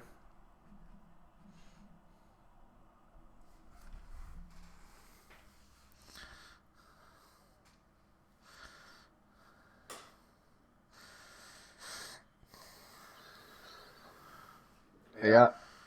Jake Jacobs wants Cousins moved up this list right now. I want you to fill that bag up, fat guy. Fill that bag up right now. Cousins moves up that list right now.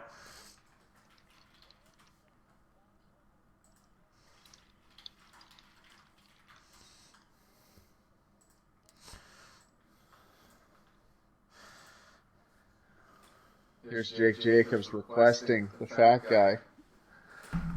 Fills up that bag right now. Oh, have you guys seen this? Put the volume on that sucker.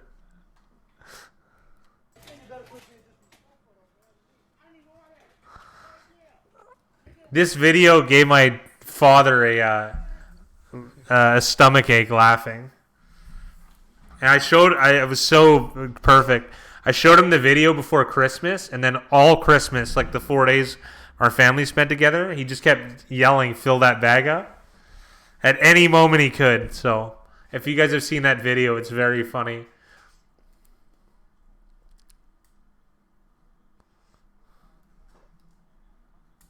Yeah.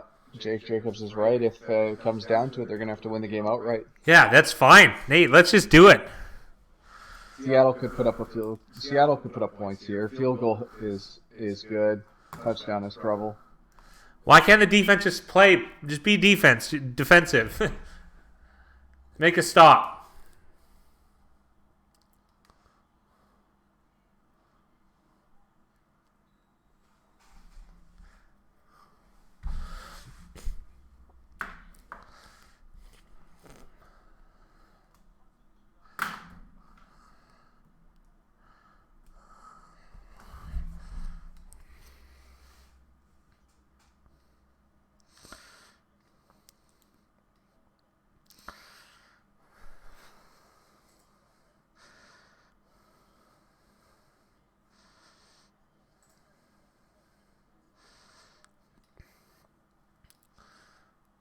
Well, they got a first down.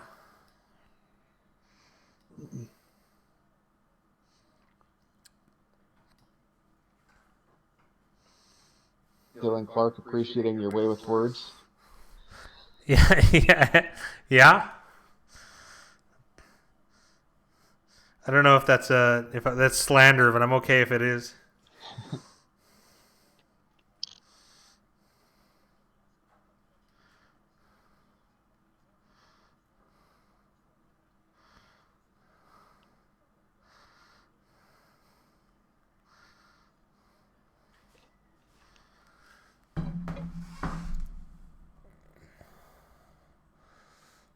Penny's been carrying the load here.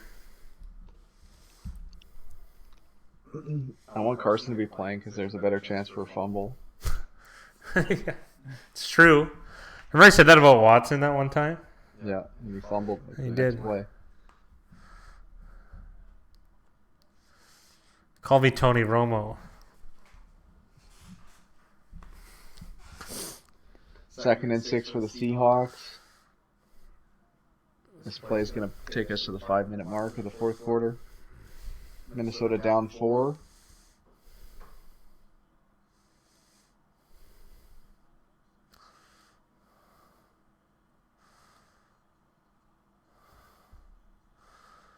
Yeah! Oh, Yeah! Yeah!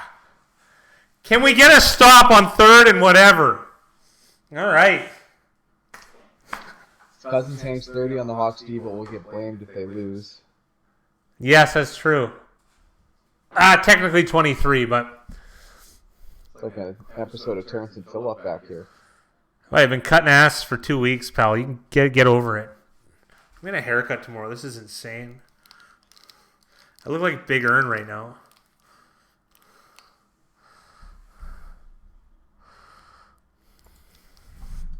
So 3rd and 19 here. No flags for the Vikings. That's what we need.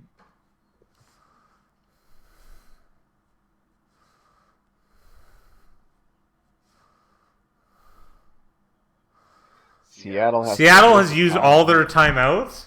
It's good. This idiocy is fantastic. Vikings still have all 3. Yusef, how you doing tonight? What's going on? A Seahawks fan, I assume? Or just a master at trolling? This has been a very Vikings friendly chat, Yusef. I got to give you a little bit of a warning. We don't hate the Seahawks, but right now we're against them. Been a great game though. It's been very good. 5-star entertainment. The wind got taken out of our sails, so like big time, the whole chat, and then I don't know. Then I guess it came back with this Vikings resurgence.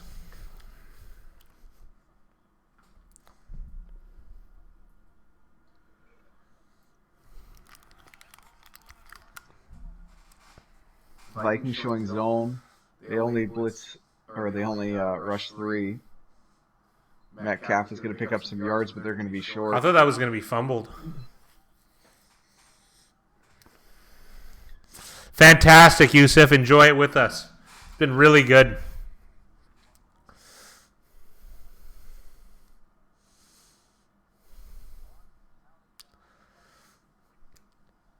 Do you think they're crazy enough to do another fake? Well, Well, I was just going to say the Vikings have to be a lot more alert. Alert, yeah. Yeah, they're playing 8-man up, so they got 3 guys. They're not going to rush as many. They're on their heels anyways, yeah. Yeah, that's way better idea.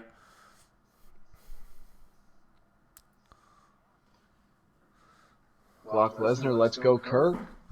Kirk's got 327 plus 3 timeouts to get this done. Can Kirk define Richard Evans' expectations and put together a winning drive on Monday or Sunday Night Football? I finally got the date right. Well, it's Monday, but Or Monday, yeah. It is Monday. What am I doing?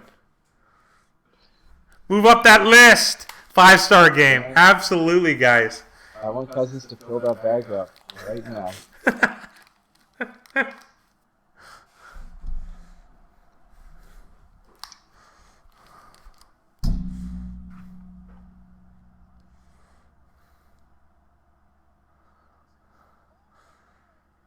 But Kyle Rudolph is having the game of a lifetime right now. Like, for him, at least. Yeah.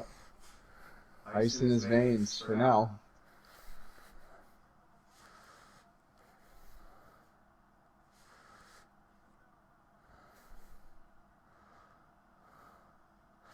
Ansah is in coverage.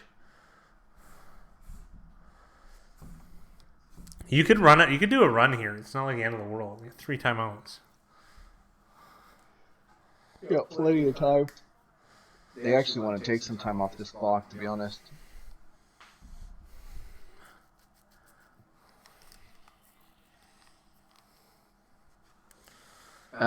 So less than a 1-star game. All right, Richard, I'm fine with that.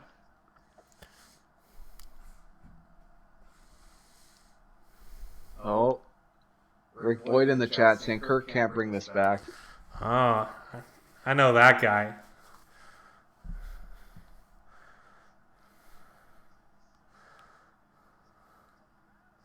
Oh, what a hit. I thought Madison might bounce I thought he was that going to off. break it. Yeah. Madison has 11 fantasy points in limited time. If Cook misses time, he will be money. He will be. The reason why, too, is that there's just not much behind him.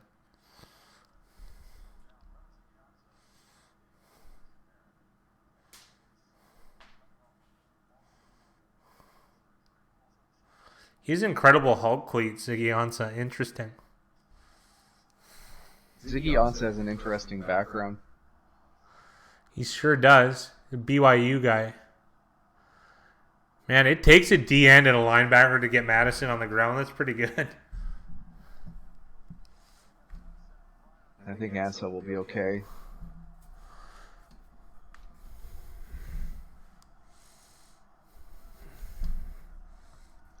So 3rd and short for the Vikings.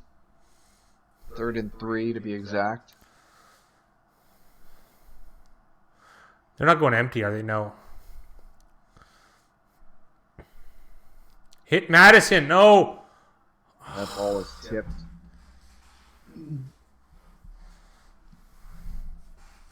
Fourth and 3.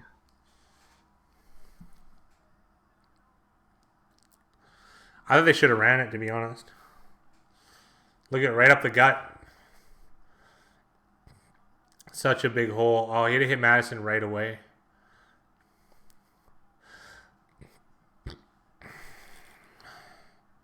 Vikings 8 for 11 on 4th down. No spoilers.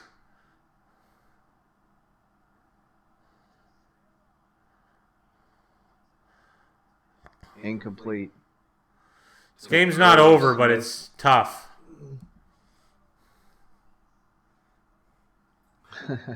Yeah, he's not wrong, I guess. Go with the result.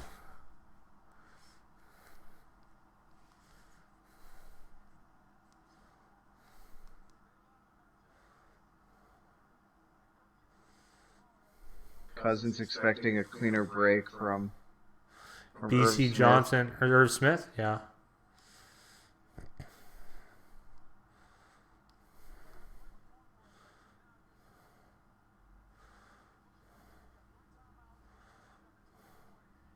Clock Measure, not a fan of that play call.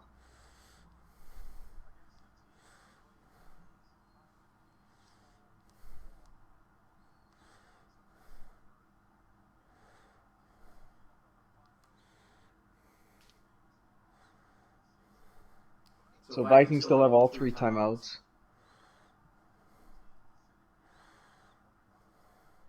Carson with a very good run on first down. He picks up about 6 or 7. I think you let it go. You don't call a timeout.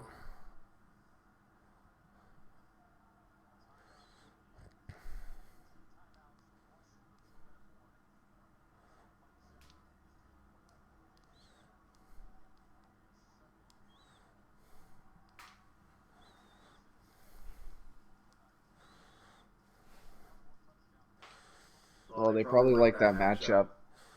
Irv Smith against King. No, Kirk's actually got better numbers than Russell today.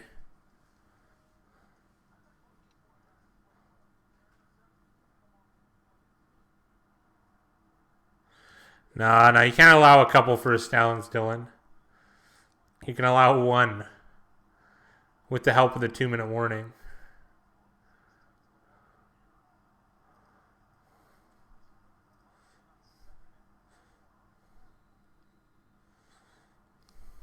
It's going to be 3rd and 1.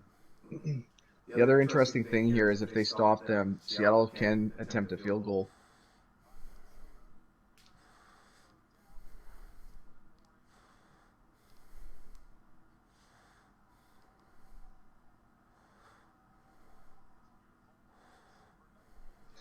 Zimmer looks very calm, cool, and collected.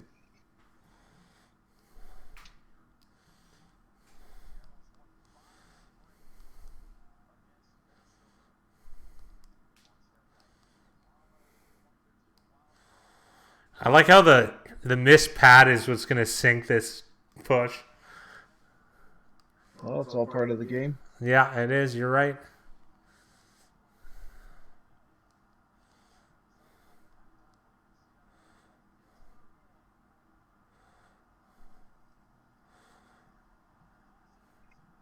Carson easily picks up the first. Man, what a boss.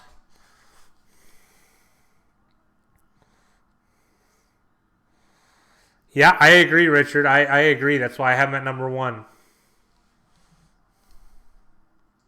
Boss Lion said I wasn't playing. It's not quite the ball game, but it's pretty damn close. Yeah.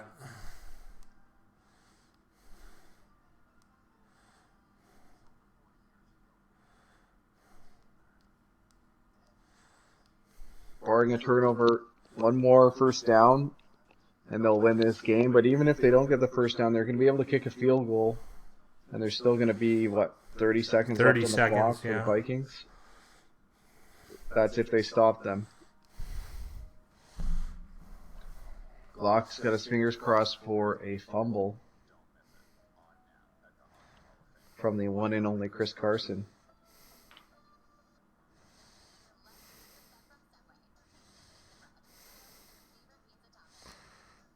Zaps, it's not quite victory formation time, but it's close. 1 more first down.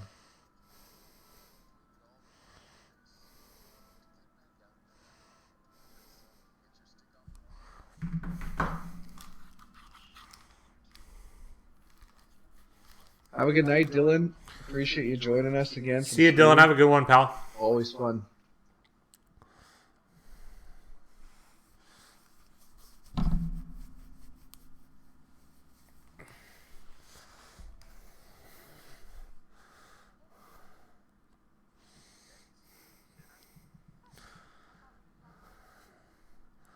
I don't like this commercial because I have a hard time believing that woman is married to that guy.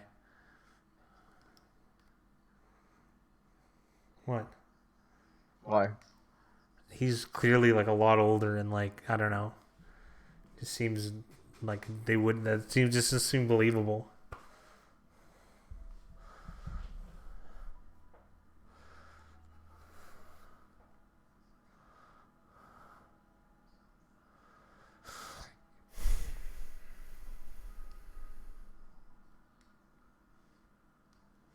Good night, Dad. Oh my God.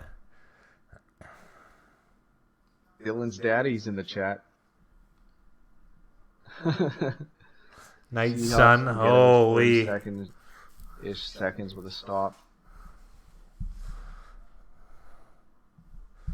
Yeah, So they'll be able funny. to take some time off the clock with Yeah, I would have let it Right. go when he got to 7. That would have been my move, but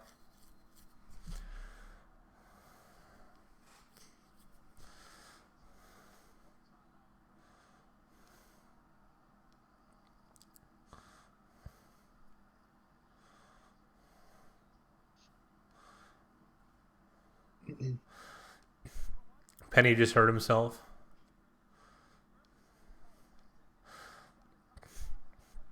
Why wouldn't Griffin crash?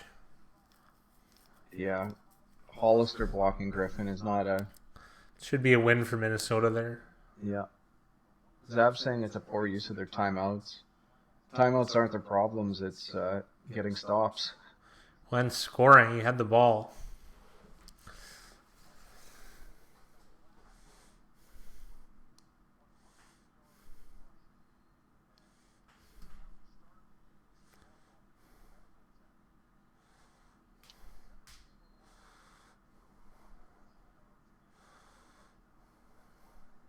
Second and 5 here for Seattle.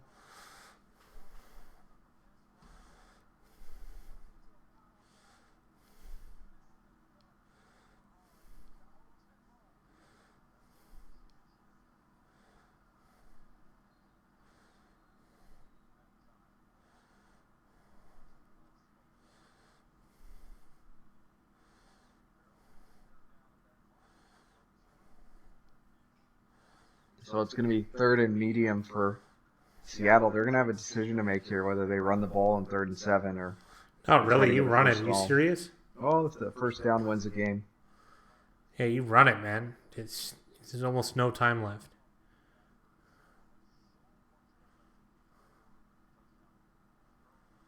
I don't think so, Zaps. I don't think so.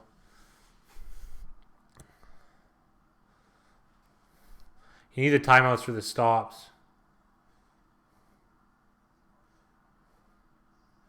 Don't go out of bounds, buddy.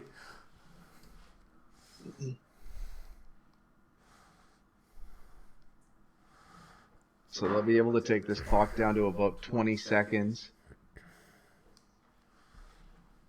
I feel like Tudor McGavin. They're going to get a field goal as well. So by the time In Minnesota theory. gets the ball back, it's going to be about 17, 18 seconds left.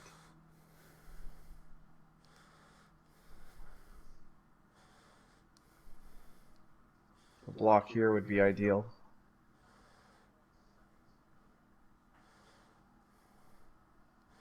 But Myers is good. Seahawks are up 7 with 21 seconds left, and a kickoff is about to happen.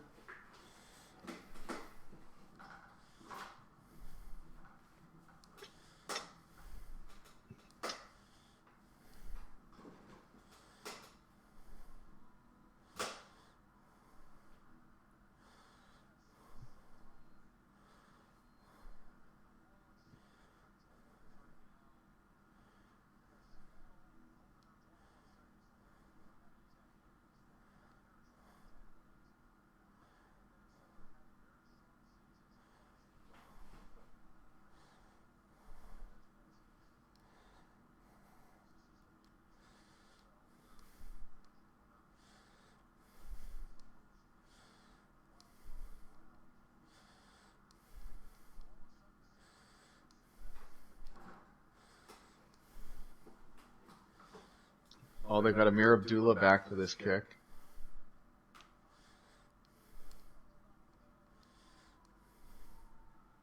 I'm guessing Seattle's going to try to kick this out the back. Will they squib it? Why is Ham getting it? Ball's out, fumble.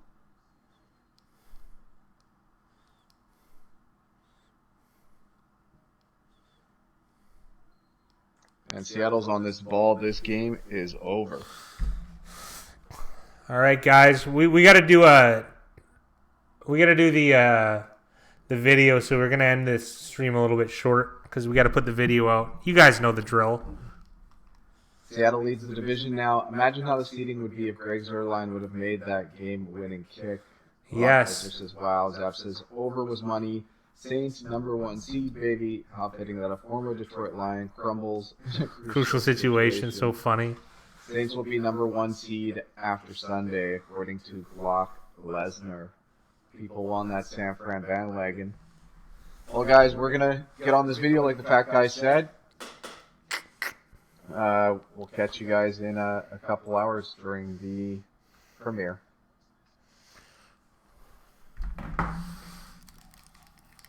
See you guys.